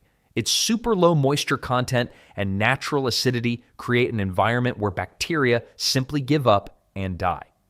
It's basically a bacteria retirement home where they check in but never check out. This made honey incredibly valuable to medieval peasants who couldn't just pop down to the corner store when they ran out of sugar. Medieval families stored their precious honey supply in sealed clay pots or wooden containers with tight-fitting lids. The containers were often kept in cool, dark corners of homes where temperature remained stable. Many households kept their honey pots near the ceiling, hanging from rafters to prevent curious children or hungry animals from raiding this liquid gold. The medieval version of putting cookies on the top shelf, except this treat could outlast the shelf itself. Beyond sweetening bland medieval porridge, honey served as a natural medicine cabinet. Its antibacterial properties made it effective for treating wounds and burns, a remedy so powerful that modern doctors sometimes still use medical-grade honey for treating stubborn infections. Medieval peasants would apply honey directly to cuts, knowing somehow that it killed germs before anybody even knew germs existed. Beekeeping wasn't just a hobby in medieval times, it was serious business. Entire villages sometimes pooled resources to maintain communal hives, sharing the honey harvest according to how much each family contributed to hive maintenance. Finding wild honey became such a valued skill that honey finders could earn special social status in some communities. As winter stretched on and food stores dwindled, a spoonful of honey could make even the most boring meal tolerable. But when even honey seemed too ordinary, medieval peasants turned to something with a bit more bite. Hard cheese became a medieval survival staple thanks to aging processes that turned milk into something nearly indestructible. Forget those soft, spreadable cheeses in your refrigerator. Medieval hard cheese could survive a year without refrigeration and still be perfectly edible. The secret? Time, salt, and patience. Lots of patience. Creating these long-lasting cheeses started with fresh milk from goats, sheep, or cows, depending on what animals the peasant family kept. After separating curds from whey, the cheesemaker pressed out every last drop of moisture and added generous amounts of salt. The salt quantities would make modern nutritionists clutch their blood pressure monitors in horror. But this heavy salting served an essential purpose. It created an environment where harmful bacteria couldn't survive. The aging process transformed these simple ingredients into something remarkable. For months, these cheese rounds would sit in cool, dark spaces, developing harder exteriors and concentrated flavors. As moisture evaporated, the texture changed completely. After 6 months to a year of aging, what began as soft curds became so dense and hard that peasants couldn't slice it. They had to crack or shave pieces off with knives. These cheeses were basically the medieval equivalent of rock candy, except they tasted like feet instead of sugar. Storage methods for these cheeses were cleverly practical. Most families wrapped their hard cheeses in clean cloth, sometimes sealed with beeswax, and hung them from the rafters in cool rooms. The hanging position kept them safe from rodents while allowing air circulation to prevent unwanted mold. Some regions developed special cheese storage cabinets with ventilation holes carved into specific patterns, early versions of cheese caves that still exist today. Hard cheese didn't just provide calories. It delivered crucial protein and fat during winter months when fresh meat was scarce. A typical family might save several wheels of hard cheese for winter, each representing gallons of precious summer milk preserved for later use. During the coldest months, thin shavings of this aged cheese added richness to otherwise bland soups and gruels. When properly aged and stored, these cheese wheels became so dense they could travel without spoiling. These cheeses were so hard you could use them as weapons, the original way to defend yourself. When grain harvests failed, medieval families turned to their pantry of imperishable foods, reaching next for something small but mighty. For medieval peasants, dried legumes were the ultimate survival food. These tiny nutritional powerhouses, beans, lentils, and peas, could remain edible for decades when properly stored. One study of legumes recovered from an ancient Egyptian tomb found they were still capable of sprouting after 3,000 years. While medieval storage wasn't quite that impressive, a family's bean supply could easily outlast the harshest winter or worst harvest failure. What made legumes so valuable was their perfect combination of shelf stability and nutrition. Unlike grains that provided mostly carbohydrates, legumes packed serious protein, crucial when meat was scarce or unaffordable. A medieval peasant working the fields could function on legume-based meals because they provided long-lasting energy and muscle-building nutrients. A medieval farmer eating beans for breakfast had the medieval equivalent of protein powder, minus the Instagram workout photos. Storing these life-saving foods required careful attention. After harvesting, peasants dried their beans and peas thoroughly in the sun, sometimes spending days turning and monitoring them. Any moisture left could trigger mold or sprouting. Once completely dried, they transferred the legumes to clay containers with tight-fitting lids or woven sacks hung high on walls, safely away from hungry rodents and dampness. Mice in medieval homes had to stare longingly at those hanging bean sacks like kids outside a candy store with empty pockets. Before eating, these rock-hard foods needed serious preparation. Medieval cooks soaked dried legumes overnight, then boiled them for hours in hanging pots above the hearth fire. This long cooking process softened the tough skins and neutralized certain compounds that could cause digestive distress. Without proper cooking, medieval bean soup could turn the family cottage into a methane production facility. Most medieval households combined legumes with whatever scraps of flavor they could find. Herbs from garden patches, bits of salt-preserved meat, or even just wild onions scavenged from nearby fields. The resulting thick stews became daily staples that filled bellies when little else was available. For elderly peasants with worn-down teeth, dried legumes posed a challenge. Many households ground their beans into rough flour that could be stirred into soups or mixed with other grains. While these tiny protein powerhouses kept medieval stomachs full, peasants still needed something to soak up all those hearty stews. Have you ever wondered why medieval peasants didn't just pop down to the local bakery every morning? Because they were busy making rye bread that could last for weeks. Black bread, as it was commonly called, stood as the foundation of the medieval diet across northern Europe. Unlike modern white bread that starts growing mold after a few days, medieval rye bread stayed edible for up to a month in cool conditions. The secret to this longevity wasn't preservatives with unpronounceable names, it was good old-fashioned sourdough fermentation. Medieval bakers maintained sourdough starters like precious family heirlooms, passing them down through generations. These living cultures contained beneficial bacteria and wild yeasts that naturally preserved the bread by creating an acidic environment where mold struggled to grow. Some medieval families treated their sourdough starters better than their in-laws. At least the starter produced something useful. The bread itself looked nothing like today's fluffy loaves. Dense, dark, and heavy enough to use as a doorstop, black bread had a distinctly sour flavor profile that modern taste testers often describe as challenging. The crust formed a hard protective shell that kept the inside from spoiling, while the dense crumb resisted mold growth far better than airy modern breads. Medieval bread was so dense that dropping a loaf could qualify as an occupational hazard for your toes. Baking day in a medieval household was a major event, usually happening once every week or two. Families would produce multiple large round loaves at once, using communal ovens in many villages where oven access was scheduled and shared.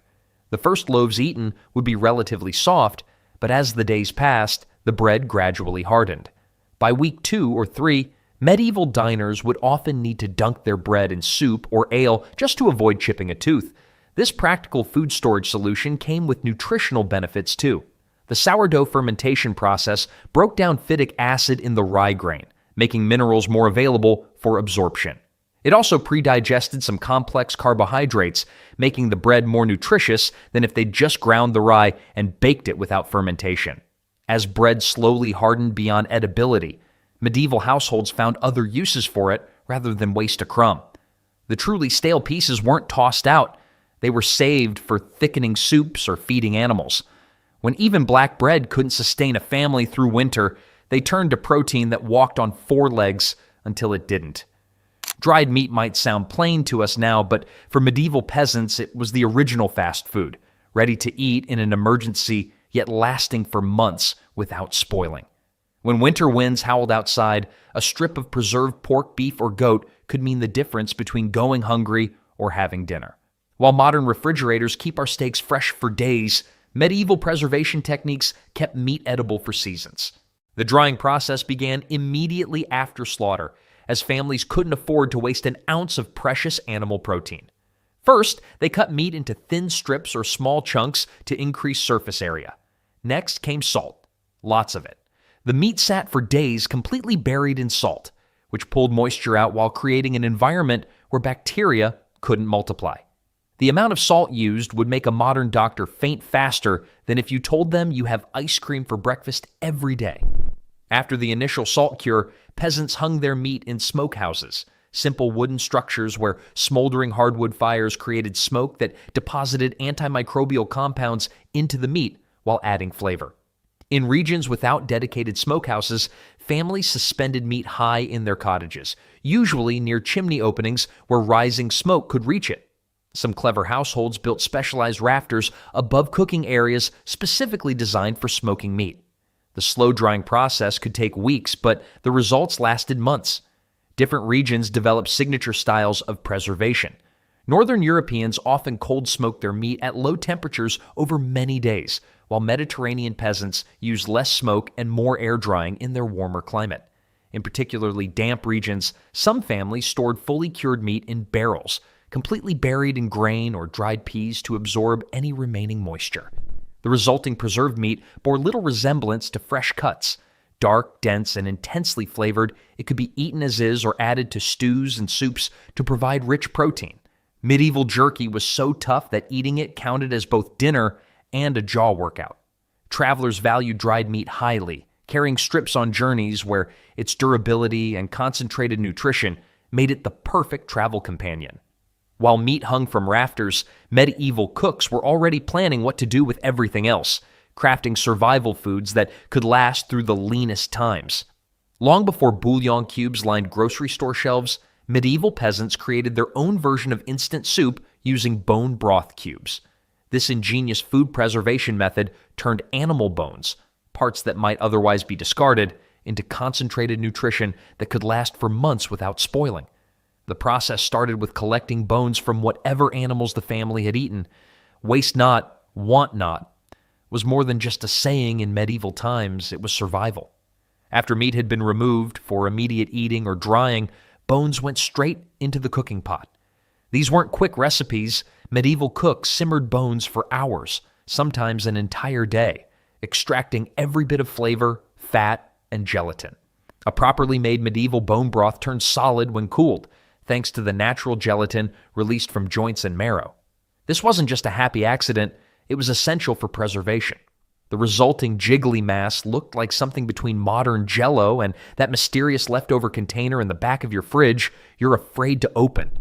But this wobbling brown substance represented food security for hungry months ahead. To create portable, long-lasting cubes, medieval cooks poured their reduced broth into shallow wooden trays or clay dishes. After cooling completely, the solidified gelatin was cut into small blocks and dried near the hearth or in the sun until the moisture content was low enough to prevent spoilage. These dried broth cubes were basically medieval flavor bombs, except instead of blowing your mind, they kept you from starving. Storage was simple but effective. Most families wrapped their dried broth cubes in clean linen or stored them in covered clay pots. During winter months when fresh food was scarce, dropping one of these concentrated cubes into hot water created an instant nutritious soup. Adding whatever vegetables or grains were available turned this simple broth into a complete meal. The genius of bone broth cubes went beyond just preservation. They were lightweight, portable emergency food that could restore strength to someone weakened by hunger or illness. Medieval travelers sometimes carried these cubes on journeys, knowing that a life-sustaining hot meal was just a campfire away. While these humble cubes provided liquid nourishment, medieval people also valued foods that could be eaten without preparation during long journeys or hunting trips. Nature designed walnuts with their own preservation system. a hard protective shell that medieval peasants recognized as nature's perfect food container. These tough-shelled treasures became essential parts of winter food supplies because they could last over a year without any special treatment other than keeping them dry. No salting, smoking, or fermenting required. Just crack and eat. Walnut trees grew across much of Europe, though they were more common in southern regions, where the climate was milder. Medieval peasants would gather nuts during autumn harvests, competing with squirrels and birds for this valuable resource. Wild walnut gathering often became a community event, with families claiming favorite trees or groves year after year. Many households planted walnut trees near their homes specifically for food security, creating a legacy that would feed their grandchildren and beyond. After gathering, nuts were dried thoroughly to prevent mold, then stored in simple mesh sacks or loosely woven baskets that allowed air circulation. These containers were often hung from rafters or placed in cool, dry storage areas. Medieval nut storage operated on one simple principle: keep the mice out and the air flowing, or your winter protein stash becomes a rodent retirement home. The nutritional value of walnuts made them worth their weight in bread.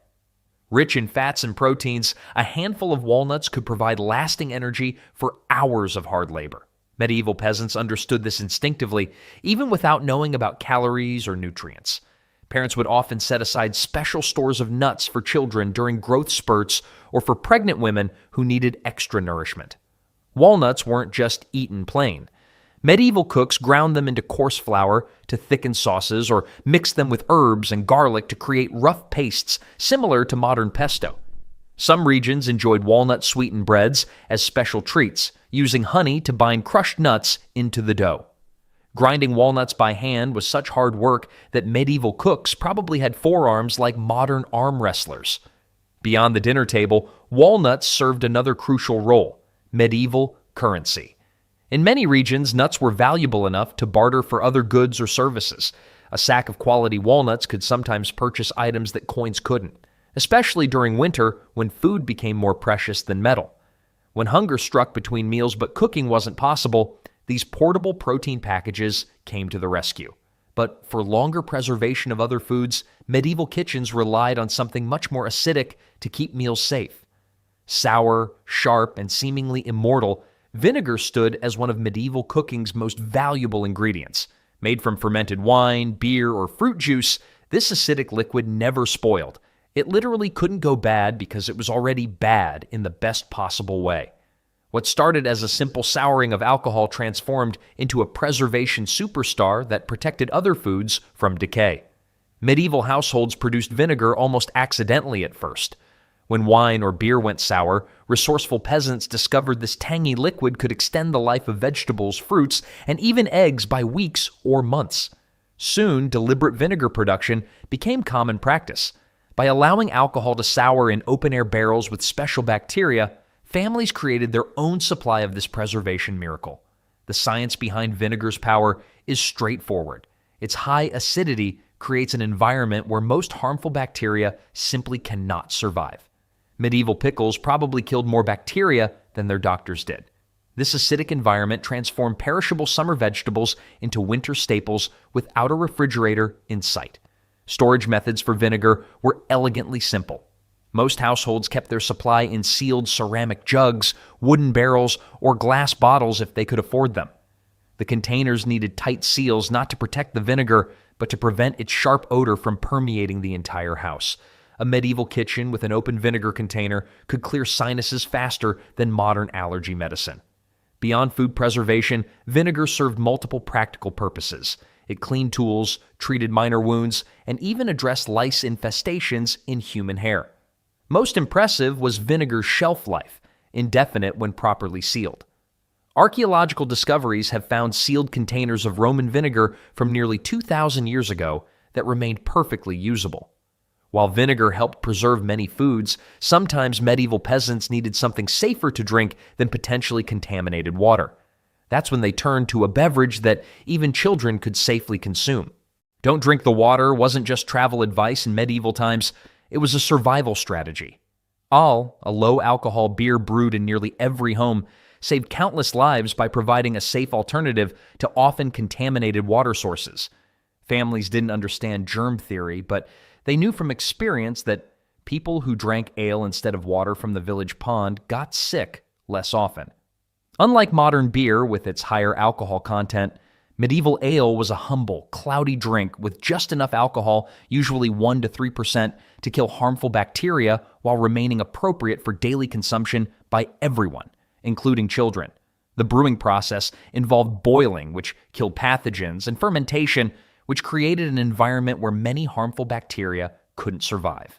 Women dominated the brewing industry in early medieval periods, with the term alewife referring to female brewers who often sold surplus ale to neighbors.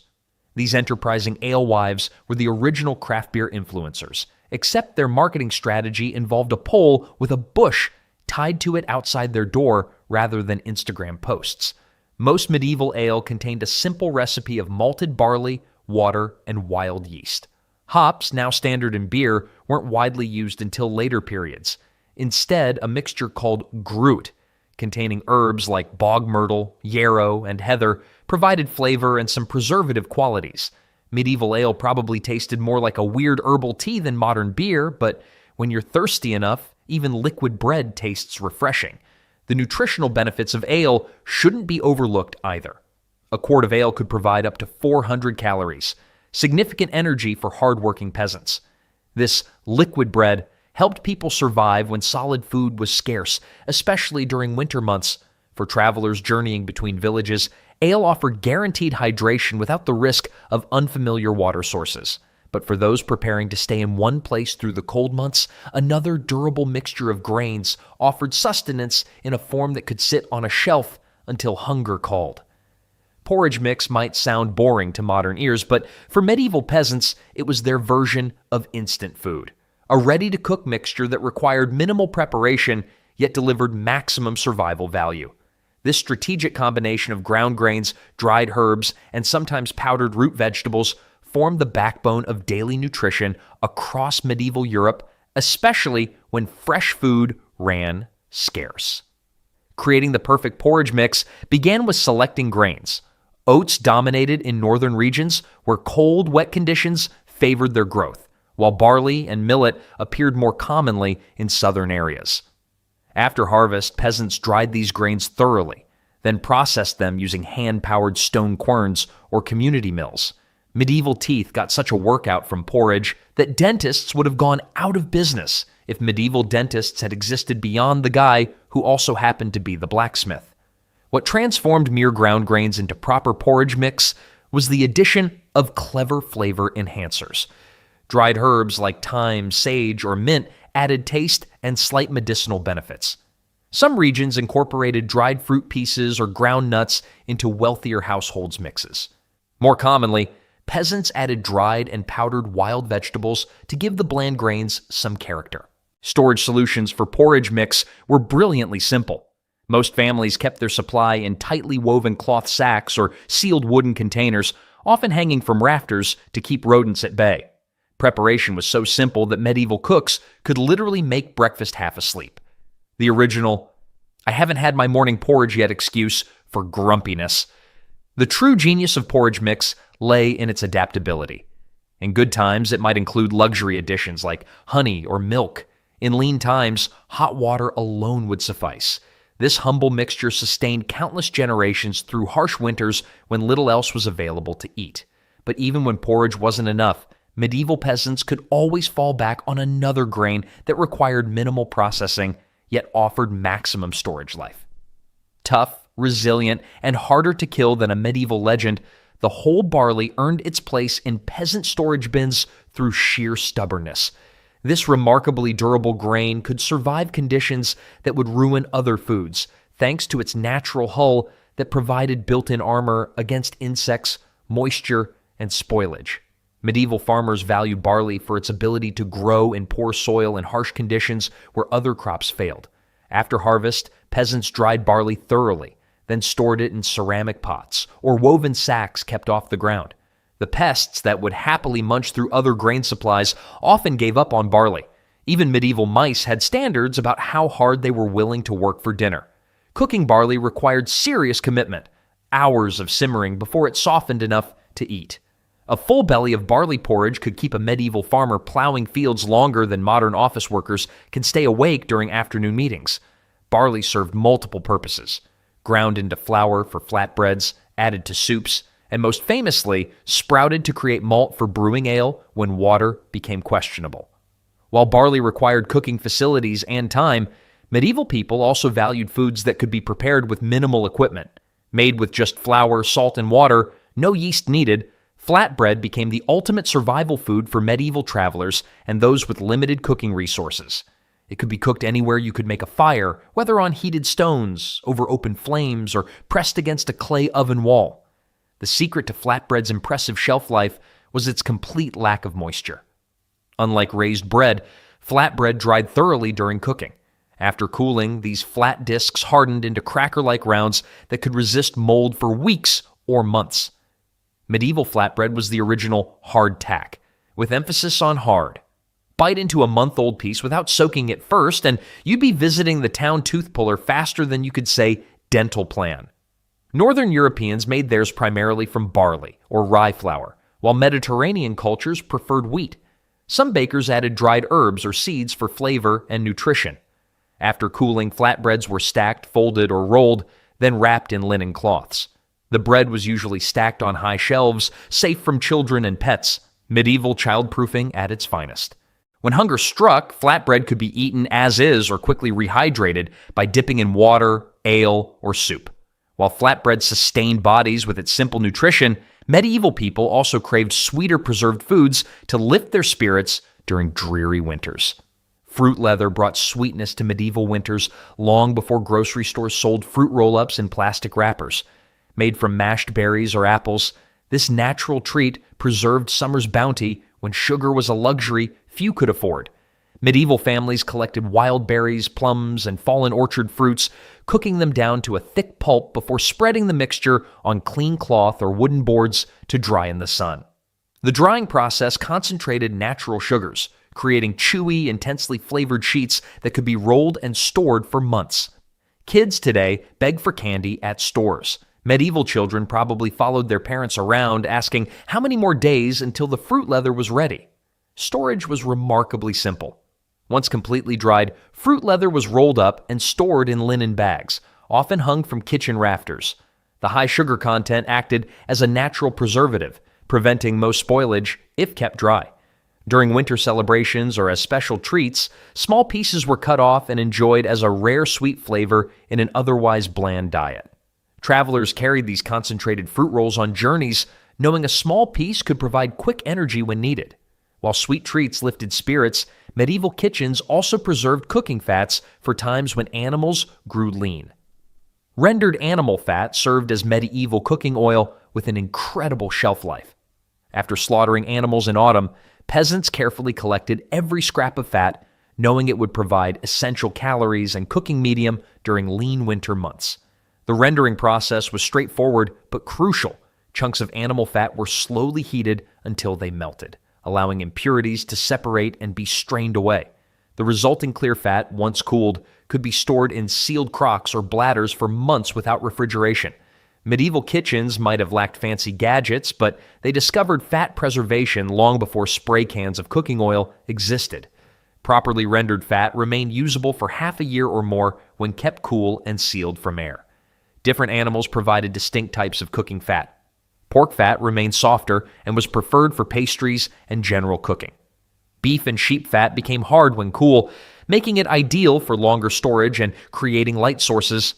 Some medieval kitchens had so many hanging fat containers that bumping your head meant getting both a headache and a greasy hairstyle. From salt to rendered fat completes a remarkable system of food preservation that allowed medieval people to survive through harsh winters and uncertain harvests, all without a single refrigerator in sight. Peasants in the Middle Ages weren't just lucky to survive, they knew what to eat. No grocery stores, no nutrition labels, yet they made it through famines, disease, and endless toil. The secret? 15 forgotten foods that quietly kept them going. If you think your morning granola is impressive, wait until you hear about barley. This humble grain was the true hero that kept medieval peasants going through the toughest times. Unlike the fancy organic quinoa that costs half your paycheck today, barley was both affordable and incredibly versatile. Medieval Instagram would have been full of hashtag barley bowl posts if they weren't too busy trying not to die of plague. Medieval farmers loved barley because it grew almost anywhere. Too wet? Barley could handle it. Too rocky? Barley didn't mind. This resilience made it the #1 crop in many peasant communities across Europe. 1 acre of barley could produce about 1,500 pounds of grain, enough to feed a family for months. That's like surviving an entire winter on nothing but Cheerios, except without the fun cardboard box. For breakfast, peasants boiled barley into a hearty porridge that stuck to their ribs through hours of backbreaking field work. At lunch, they might enjoy a chunk of dense barley bread that would probably break your teeth if you tried to bite into it today. It was so hard that medieval people actually used old barley bread as plates, the original eco-friendly dishware. Talk about a crunchy diet plan. But perhaps barley's most beloved form was beer. Even children drank weak barley beer since water was often unsafe. A typical peasant might consume up to a gallon of barley beer daily, not because they were party animals, but because it was safer than water. Imagine telling that to your parents, "But Mom, this beer is for my health." While barley kept bodies strong, peasants needed more protein to truly survive. After a hard day's work in the fields, medieval peasants needed more than just barley to keep their strength up. Enter lentils, tiny nutritional powerhouses that pack a serious protein punch. These little disc-shaped legumes were worth their weight in gold for hungry peasants, except they actually cost next to nothing, which was convenient when your annual salary was don't die. Unlike meat, which was usually reserved for the wealthy or special occasions, lentils offered an affordable way to get essential nutrients. Just 1 cup of cooked lentils provides about 18 grams of protein, roughly the same as 3 eggs. For medieval peasants who might see an egg once in a blue moon, this was a game changer. The nobility might have laughed at peasants eating poor man's meat, but their immune systems weren't laughing when winter came around. Lentils also brought crucial iron to the table, literally. Many medieval women suffered from anemia due to frequent pregnancies and poor diets. The iron in lentils helped keep everyone's energy up when plowing fields or giving birth to their 10th child. Medieval marriage advice probably included, find someone who looks at you the way peasants look at their lentil stew. Storage was another lentil superpower. These hardy legumes could be dried and kept for years without spoiling. During winter months, when fresh food was scarce, a sack of dried lentils meant survival. Peasants cooked them into thick, hearty stews or mixed them with whatever vegetables they could find. Lentils filled bellies, but something else filled the fields that fed medieval families. Cabbage might seem plain now, but in medieval times, it was a survival essential. Hardy enough to grow in poor soil and cold weather, cabbage kept villages fed through brutal winters. Its secret weapon? Vitamin C. 1 cup covers over half your daily needs, which meant fewer peasants lost teeth to scurvy, important when medieval dentistry was basically good luck. Cabbage was also easy to store. Shredded and salted into sauerkraut, it lasted for months and even helped gut health, though peasants called it not starving in February. 1 plant could yield up to 10 pounds, and it cooked quickly, saving precious firewood. They tossed it into everything: soups, stews, even cabbage wraps filled with scraps. While cabbage conquered the vegetable world, another hero was quietly growing in the fields. Daily bread often meant rye in the Middle Ages. Tough and reliable, rye grew where wheat couldn't. Cold, sandy soil was no problem. From Russia to Scandinavia, it kept people alive when other crops failed. Rye bread back then wasn't soft or fluffy. It was dark, dense, and heavy, basically edible brick, but it stayed fresh for weeks, which mattered when food was scarce. It also had more protein than wheat and lots of fiber, helping peasants feel full longer. 1 acre could yield 24 bushels, enough to get through winter and still plant in spring. The catch? Rye sometimes carried ergot, a fungus that caused hallucinations. Peasants didn't know the science, so they blamed witches. Still, rye was a must-have crop, even with the occasional accidental magic show.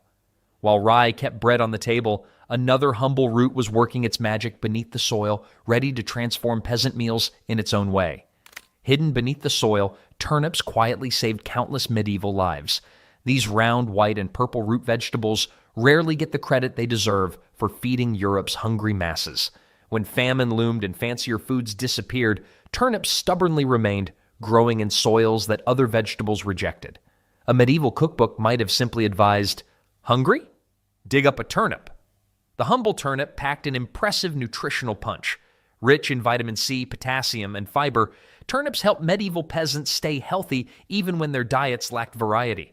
Just one medium turnip contains about a third of your daily vitamin C needs, crucial for preventing scurvy in winter months when fresh greens are scarce.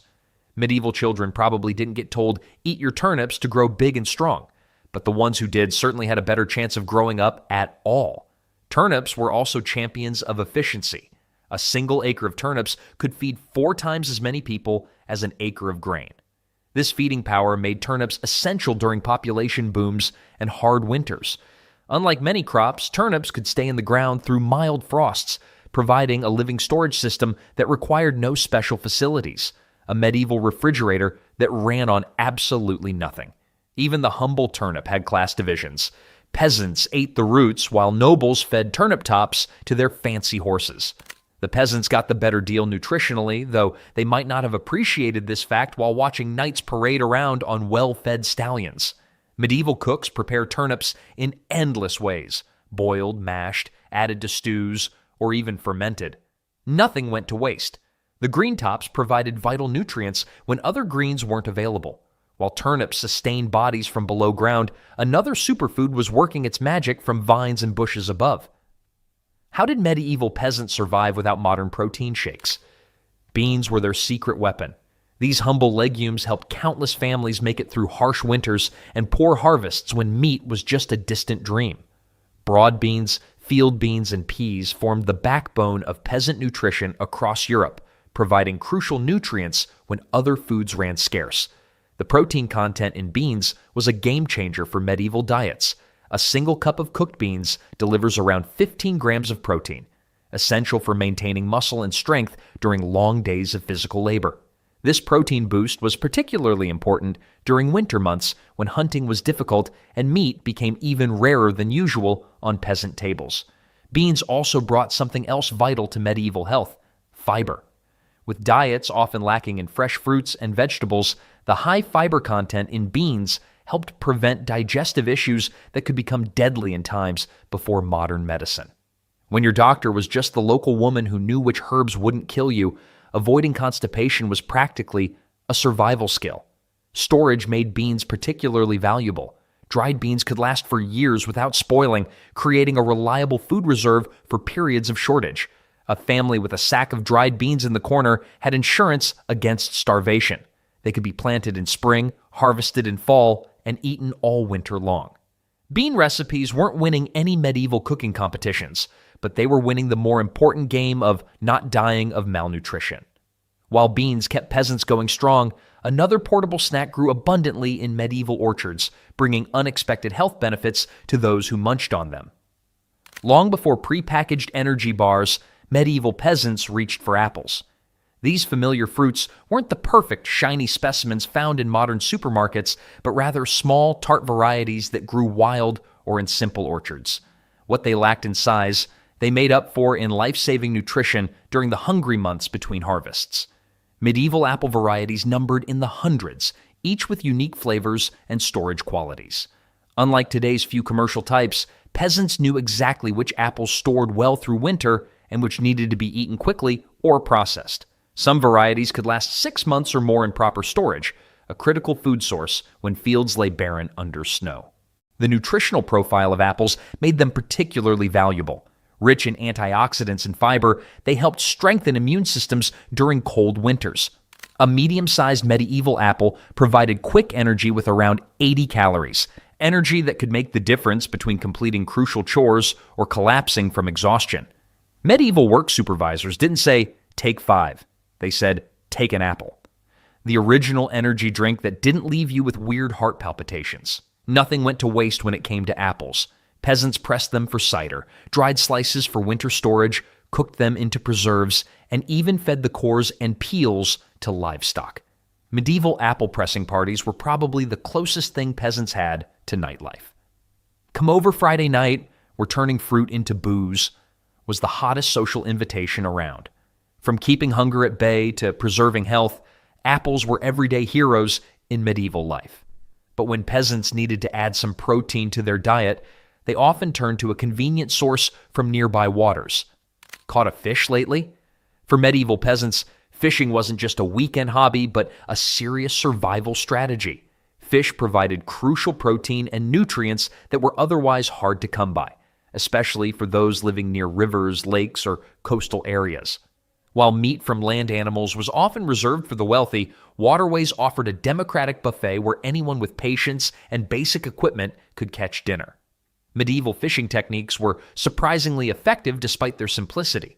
Peasants used woven wicker traps, basic hooks carved from bone, and nets made from plant fibers to bring in their catch. In many areas, the local lord claimed rights to the best fishing spots, but clever peasants learned which streams and ponds were overlooked by authorities. The original illegal downloading wasn't music. It was secretly catching fish in the lord's private pond at midnight. The nutritional benefits went far beyond just filling empty stomachs. Fish provided omega-3 fatty acids, which help brain development and reduce inflammation. Fatty fish like herring contained vitamin D, crucial for those living in northern regions with limited sunlight. Preservation techniques extended this valuable food source year-round. Smoking, salting, pickling, and drying fish created portable, long-lasting nutrition. Stockfish, air-dried cod, could last for years without spoiling and was so hard it had to be beaten with a hammer before cooking. Medieval fish jerky wasn't exactly a delicacy, but it beat the alternative meal plan of absolutely nothing. Rivers and oceans provided food security, but sometimes even more nourishment could be found right beneath peasants' feet, growing freely in fields and meadows. You try to kill them in your lawn, but medieval peasants treasured dandelions like gold. These bright yellow flowers that pop up everywhere were actually life-saving superfoods that helped countless people survive when food was scarce. For medieval families, seeing dandelions emerge in spring meant winter's hunger might finally end. What made dandelions special was their complete usefulness. Every single part could be eaten. The young leaves made nutritious spring salads, packed with vitamins A, C, K, and essential minerals. The yellow flowers could be turned into dandelion wine or added to salads. Even the roots could be roasted and ground as a coffee substitute or boiled for medicinal teas. One dandelion plant contains more vitamin A than a large carrot, crucial for vision health when you're trying to aim a bow at dinner. Medieval health influencers would have been all about dandelion detoxes if they weren't busy avoiding plague rats. The plant's diuretic properties helped flush toxins from the body, while its bitter compounds supported liver function, especially helpful after drinking that homemade medieval beer of questionable quality. Harvesting was straightforward. Just grab and pull. The timing mattered, though. Spring leaves tasted best before flowers appeared, when they were tender and less bitter. The roots were most nutritious when harvested in fall, when the plant stored energy for winter. While dandelions could be gathered almost anywhere, another wild plant offered healing powers that turned everyday meals into medicine. Garlic bulbs were the medieval version of a pharmacy, all wrapped up in papery skin. These pungent cloves did far more than flavor food. They were life-saving medicine in an age without antibiotics. A staple in cottage gardens across Europe, garlic grew easily even in poor soil and stored well through winter, making it the perfect peasant superfood. The health benefits that medieval people observed in garlic have since been confirmed by modern science. Compounds like allicin gave garlic powerful antibacterial properties that could help fight infections in an era when a simple cut could turn deadly. Fever, coughs, intestinal parasites, garlic was the go-to treatment for dozens of common ailments. Medieval doctors often prescribed garlic breath as medicine, which probably explains why their patients always kept a respectful distance. Eating just 1 to 2 cloves of raw garlic daily provided significant immune support. Many peasants wore garlic cloves around their necks during plague outbreaks, believing the strong smell would ward off disease. While hanging garlic didn't stop the Black Death, the regular consumption of this antimicrobial food likely did help some communities stay healthier than others. Garlic's culinary uses made medicine taste good. Its distinctive flavor transformed otherwise bland peasant meals of grains and vegetables into something worth eating. A few crushed garlic cloves could make even the humblest cabbage soup satisfying. Garlic butter spread on bread was both a tasty treat and a way to deliver medicine to reluctant children. Medieval Europeans didn't worry about garlic breath before a date. Bad breath was the least of your concerns when half your village had the plague. "Sorry, I can't kiss you tonight, I'm too healthy," was never a medieval excuse. While garlic protected peasants from disease, another humble grain protected them from hunger at the start of each day. Rise and shine medieval style. Oats were the alarm clock that got peasants out of bed and ready for a day of backbreaking labor. This humble grain might seem boring today, but for medieval families, a steaming bowl of oat porridge meant you had the strength to survive another day of feudal life. Oats grew where other grains struggled, thriving in cold, wet climates that would make wheat and barley shudder. The staying power of oats came from their impressive nutritional profile. Rich in complex carbohydrates, protein, and healthy fats, oats provided sustained energy that lasted through hours of field work. Each cup of cooked oats delivered about 6 grams of protein and 4 grams of fiber, nutrients that were hard to come by in the medieval diet. This high fiber content kept hunger at bay during long stretches between meals. Scotland and northern England particularly depended on oats, where the climate was too harsh for most other grains. A Scottish saying claimed people were strong in the arm and weak in the head from eating so many oats, a backhanded compliment that acknowledged their power to build physical strength. The English looked down on oat eaters until they needed Scottish soldiers to fight their battles. Funny how good nutrition suddenly seems less peasant-like when you need someone to swing a battle axe for you. Preparation was simple. Boil with water until thick, then add whatever extras might be available. Honey for the lucky, wild berries in summer, or just a pinch of salt for the truly poor. Beyond breakfast, oat cakes, flat, dense rounds of baked oat dough, could last for weeks without spoiling, making them perfect for travel or emergency rations. While oats fueled hard work from the inside, other wild plants offered surprising nutrition from the forest's edge. Stinging nettles might seem like nature's way of saying, "Don't touch me," but medieval peasants saw past the pain to the plant's incredible value. These prickly greens grew wild in woodlands, along paths, and near settlements throughout Europe, free food that announced itself with a painful reminder to handle with care. Few plants pack as much nutrition as nettles. Richer in iron than spinach and loaded with calcium, vitamins A and C, and protein, nettles were nature's multivitamin growing freely underfoot. Just 1 cup of cooked nettles contains 6 grams of protein, as much as an egg, along with nearly 10% of daily calcium needs and a massive 40% of daily iron requirements. For medieval women who often suffered from iron deficiency due to childbearing, nettles were particularly valuable.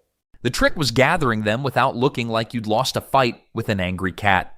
Medieval peasants developed techniques like using sticks to bend the stems or wearing thick gloves made from bark cloth. The most common method was to grasp nettles firmly. A light touch causes stinging, but a firm grip crushes the stinging hairs before they can inject their formic acid.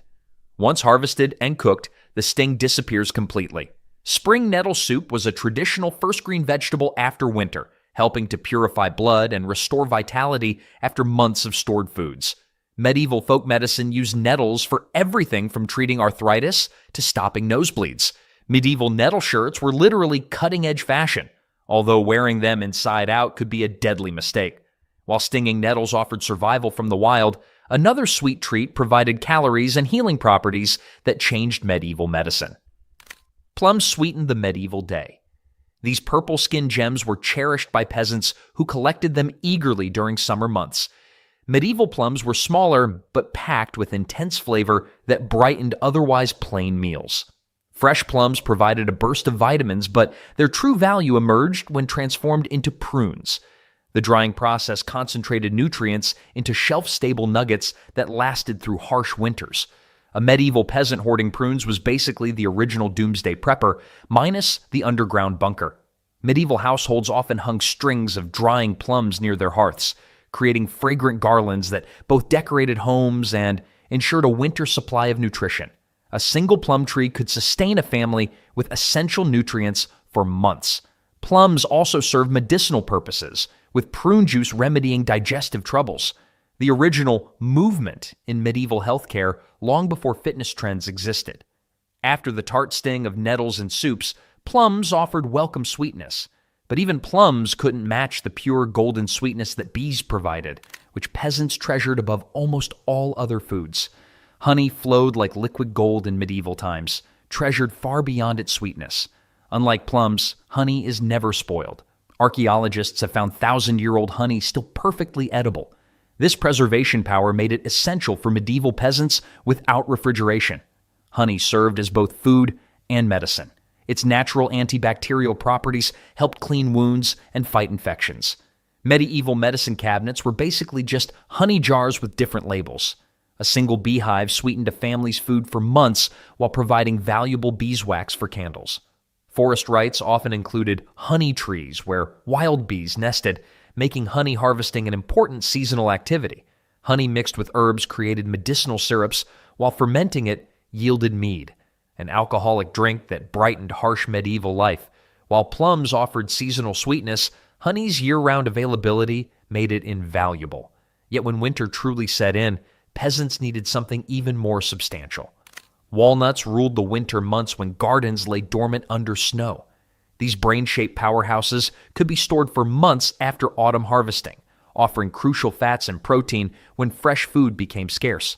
Unlike honey's liquid gold, walnuts provided substantial calories that kept hunger at bay during the leanest times.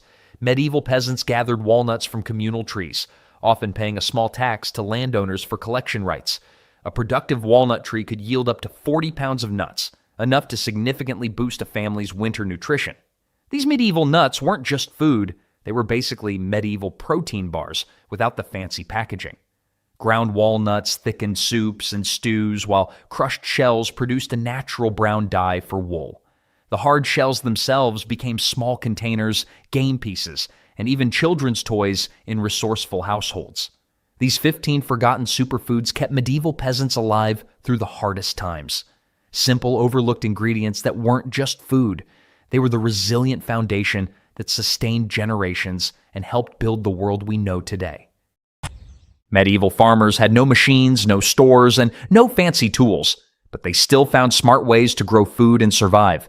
Many of those old tricks still work today. Most people just forgot about them. Let's start with one that changed how food was grown for good. Back in medieval times, farmers weren't just working hard, they were working smart. The three-field system divided farmland into three separate sections. One field grew spring crops like barley or oats, another grew autumn crops like wheat or rye, and the third field was left empty or fallow. Medieval farmers basically invented vacation days for dirt. The fallow field recovered nutrients while pests had nowhere to settle permanently. This rotation doubled food production compared to older methods. It's like they discovered the turn it off and back on again solution for soil centuries before computers existed. And unlike your internet provider, this system actually delivered what it promised. This method required zero chemicals or fancy equipment. Today, organic farmers still use these principles.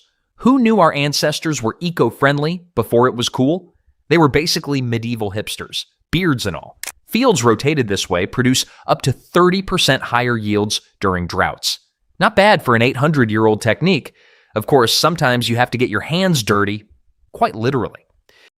You know what's fun? Crouching in the dirt for hours, pulling tiny plants out of the ground one by one.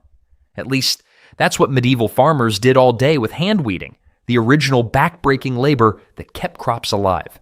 Hand weeding meant exactly what it sounds like. Farmers and their families spent hours on hands and knees pulling unwanted plants from their fields. No tools, just hands, knees, and complaints. The original form of torture wasn't the rack or the Iron Maiden. It was making someone pull weeds all day in July. Effective hand weeding required real skill. Farmers needed to know exactly which plants were weeds and which were crops when barely sprouting. Pull the wrong one and you just killed dinner. Hand weeding can reduce weed populations by up to 80% in a single growing season. Many organic farms and gardeners still practice it today.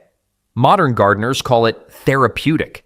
Medieval farmers probably had other names for it, none suitable for children to hear. Of course, weeding this much land would be impossible alone. Luckily, medieval farmers figured out a way to share the burden. The open field system was medieval farming's first community garden project. Instead of individual plots with separate owners doing their own thing, Farmers shared large open fields divided into strips. Everyone worked together, and the land was farmed collectively, with crop rotation keeping things sustainable. This wasn't socialism. It was just smart farming before anyone could afford their own tractor or ox. Why did this matter? For starters, it created a real sense of community. Farming is hard work, and doing it together made the burden lighter. Resources like plows, oxen, and tools could be shared among many families instead of each trying to afford their own. No one had to go it alone when harvest time came around. The village pitched in, and everyone benefited. The open field system also protected against total crop failure. If your strip of land had poor drainage or soil issues, you'd also have strips in other areas with different conditions. Medieval farmers knew not to put all their turnips in one basket. Modern variations of this system are alive and well in community gardens and cooperative farms today, where sharing land and equipment still makes for better yields and stronger community bonds. The ancient wisdom of better together works as well now as it did 800 years ago. But medieval farmers weren't just clever about sharing land. Companion planting was medieval farming's version of matchmaking. Long before dating apps, farmers paired up plants that brought out the best in each other. Some combos work better than royal marriages, minus the drama and beheadings. Take the three sisters from Native American tradition: corn, beans, and squash. Corn gave beans something to climb, beans fed the soil with nitrogen, and squash shaded the ground to stop weeds and keep moisture in. They were the ultimate team. European farmers had their own tricks. Herbs like rosemary and thyme protected cabbages from insects. Garlic guarded fruit trees. Tall plants shielded shorter, sun-sensitive ones. Modern research backs it up. Cornell found companion planting can cut pest damage by 65% without chemicals. Some combos even boost flavor. Tomatoes near basil taste better, which might be why they're always cuddled up in pasta sauce. Even today, gardeners rely on this old-school wisdom. No apps, no tech, just plants being good neighbors. And not once has corn complained about the beans. While plants worked together above ground, medieval farmers also paid close attention to what was happening underneath in the soil. Medieval farmers turned a smelly problem into farming gold. Instead of avoiding manure, they treated it like a treasure, carefully collecting droppings from cows, pigs, sheep, and chickens, and piling them into compost heaps that worked better than most savings accounts. The trick was patience. Fresh manure is too acidic and can harm plants, so they let it decompose for months, turning it now and then. The result? Rich, dark compost packed with nutrients that boosted soil health and crop yields, sometimes by up to 30% for years. Modern tests show aged manure can have 5 times more nutrients than chemical fertilizers and help soil retain water. Unlike today's factory farms that struggle with runoff, medieval farmers wasted nothing. They saw manure as too valuable to lose. Organic farms still use this method. Turns out the real medieval treasure wasn't gold or jewels, it was cow poop. Now, not every planting happened directly in the ground. Sometimes medieval farmers needed to rise above their circumstances. Raised beds might seem like a modern garden trend, but medieval farmers used them centuries ago to overcome tough growing conditions. These elevated soil platforms solved multiple farming problems with one simple solution. Why go through the effort of building raised beds? For starters, they drained better. In wet, soggy Europe where rain fell constantly, raised beds lifted plant roots above waterlogged soil. Water would drain away through channels between the beds, preventing crops from drowning during heavy rainfall. The structure of raised beds created another advantage: warmer soil. By rising above ground level, the soil in these beds heated up earlier in spring and stayed warmer later into fall. This extended the growing season by several crucial weeks, the difference between a good harvest and starvation in harsh medieval winters. Building raised beds was medieval back therapy too. Tending crops in elevated beds meant less bending over, saving farmers from the constant backache of ground-level gardening. Even in the 13th century, people knew back pain was no joke. Studies of reconstructed medieval gardens show raised beds could produce up to 40% more vegetables per square foot than traditional ground-level planting. The improved drainage, soil quality, and reduced pest pressure all contributed to this impressive boost in productivity. Modern community gardens and urban farms have rediscovered raised beds for many of the same reasons.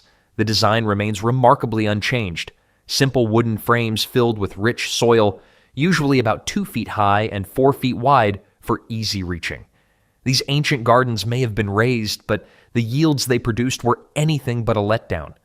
While raised beds helped medieval farmers make the most of limited space, sometimes they took the opposite approach and left entire fields untouched.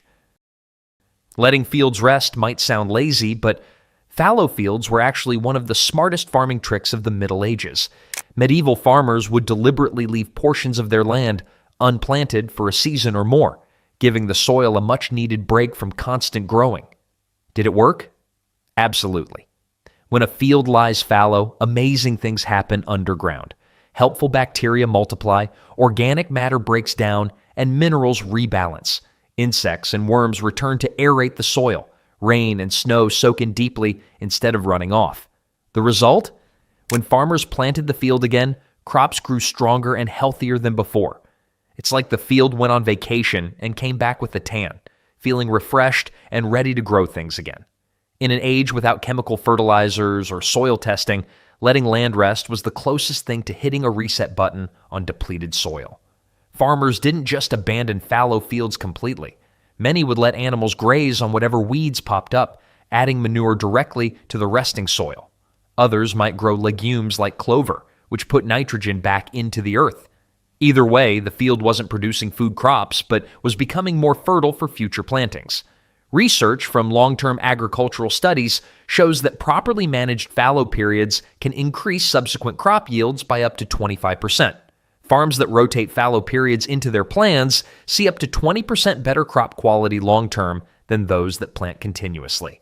The practice disappeared during industrial farming, but is making a comeback. Modern regenerative farmers call it resting the land and use it to rebuild soil health naturally. While letting some fields rest, medieval farmers made sure their other fields were growing a rich mix of different plants. Medieval farmers didn't just grow one thing. Variety was their survival strategy. Unlike today's vast fields of single crops stretching to the horizon, medieval farms looked more like patchwork quilts, with different plants growing side by side throughout their land. This crop diversity wasn't just to keep farming interesting. Growing many types of food was a medieval insurance policy. If disease wiped out the wheat, the barley might survive. If insects attacked the peas, the onions might be fine. Medieval farmers never put all their eggs in one basket. They put them in at least 12 baskets, along with vegetables, grains, herbs, and probably a chicken to lay more eggs. A typical medieval farm might grow several grains like wheat, rye, barley, and oats. They'd plant legumes such as peas and beans to add protein to their diet. Vegetables like cabbage, onions, garlic, and turnips provided essential vitamins. Herbs served as both medicine and flavor. Some farms even included fruit trees or grapevines. This mix of plants created a natural defense system. Plant diseases couldn't spread as easily as in modern monoculture farms, where identical plants stand shoulder to shoulder for miles. Pests might gobble up one crop, but find the next unappetizing. Modern research confirms this ancient wisdom. Farms with 8 or more crop species suffer 50% less pest damage than single crop operations. Today's sustainable farms are returning to diversity. Some now grow over 200 varieties of crops, creating resilience against climate change and market fluctuations while improving soil health. If modern monocrop farms are boring singles, medieval farms were throwing the ultimate plant party, and everyone was invited. But sometimes, even the most diverse fields need help keeping pests under control. That's where medieval farmers got creative with their animal assistants. Natural pest control was the medieval farmer's secret weapon against crop destruction. Before chemical sprays existed, farmers enlisted an army of hungry animals to protect their precious harvests from unwanted visitors. Chickens served as the frontline defense, scratching and pecking their way through garden beds to hunt insects and their larvae. These feathered farmhands earned their keep by devouring grasshoppers, beetles, and worms that would otherwise feast on crops. These weren't just farm animals, they were the original organic pest management team, working for room, board, and occasional head pats. Ducks waddled their way through fields too, specializing in slug and snail removal. Their wide bills were perfect for scooping up these slimy garden invaders. Medieval vineyard owners particularly valued ducks, as they would devour slugs and snails without damaging grapevines. Cats prowled barns and grain storage areas, keeping mice and rat populations under control. Without these mousers on duty, significant portions of harvested grain would be lost to rodents each year. A single barn cat could protect hundreds of pounds of stored food. The pest control power of these animals is impressive. A single chicken can eat over 100 bugs a day. No wonder they were valued members of the farm team. Today, many organic vineyards in France still use ducks instead of pesticides, continuing a tradition that's at least 800 years old. While modern farmers reach for chemicals at the first sign of bugs, medieval farmers just unleashed the chicken cavalry. Much more entertaining, and you got eggs as a bonus.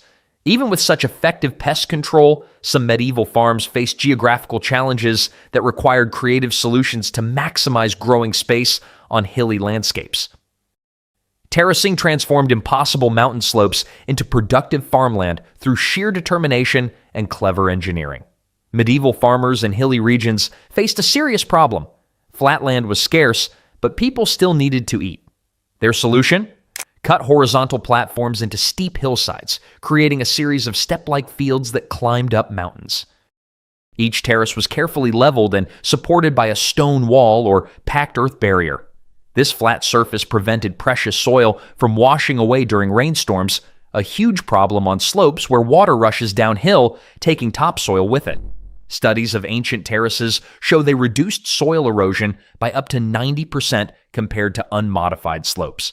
The benefits went beyond just preventing erosion. Terraces also collected and held rainwater that would otherwise run off. This increased moisture allowed crops to survive dry periods better than plants on natural slopes. In regions with limited rainfall, this water-saving feature often meant the difference between harvest and hunger. Building terraces represented an enormous investment of labor. Communities worked together to move tons of earth and stone, often by hand.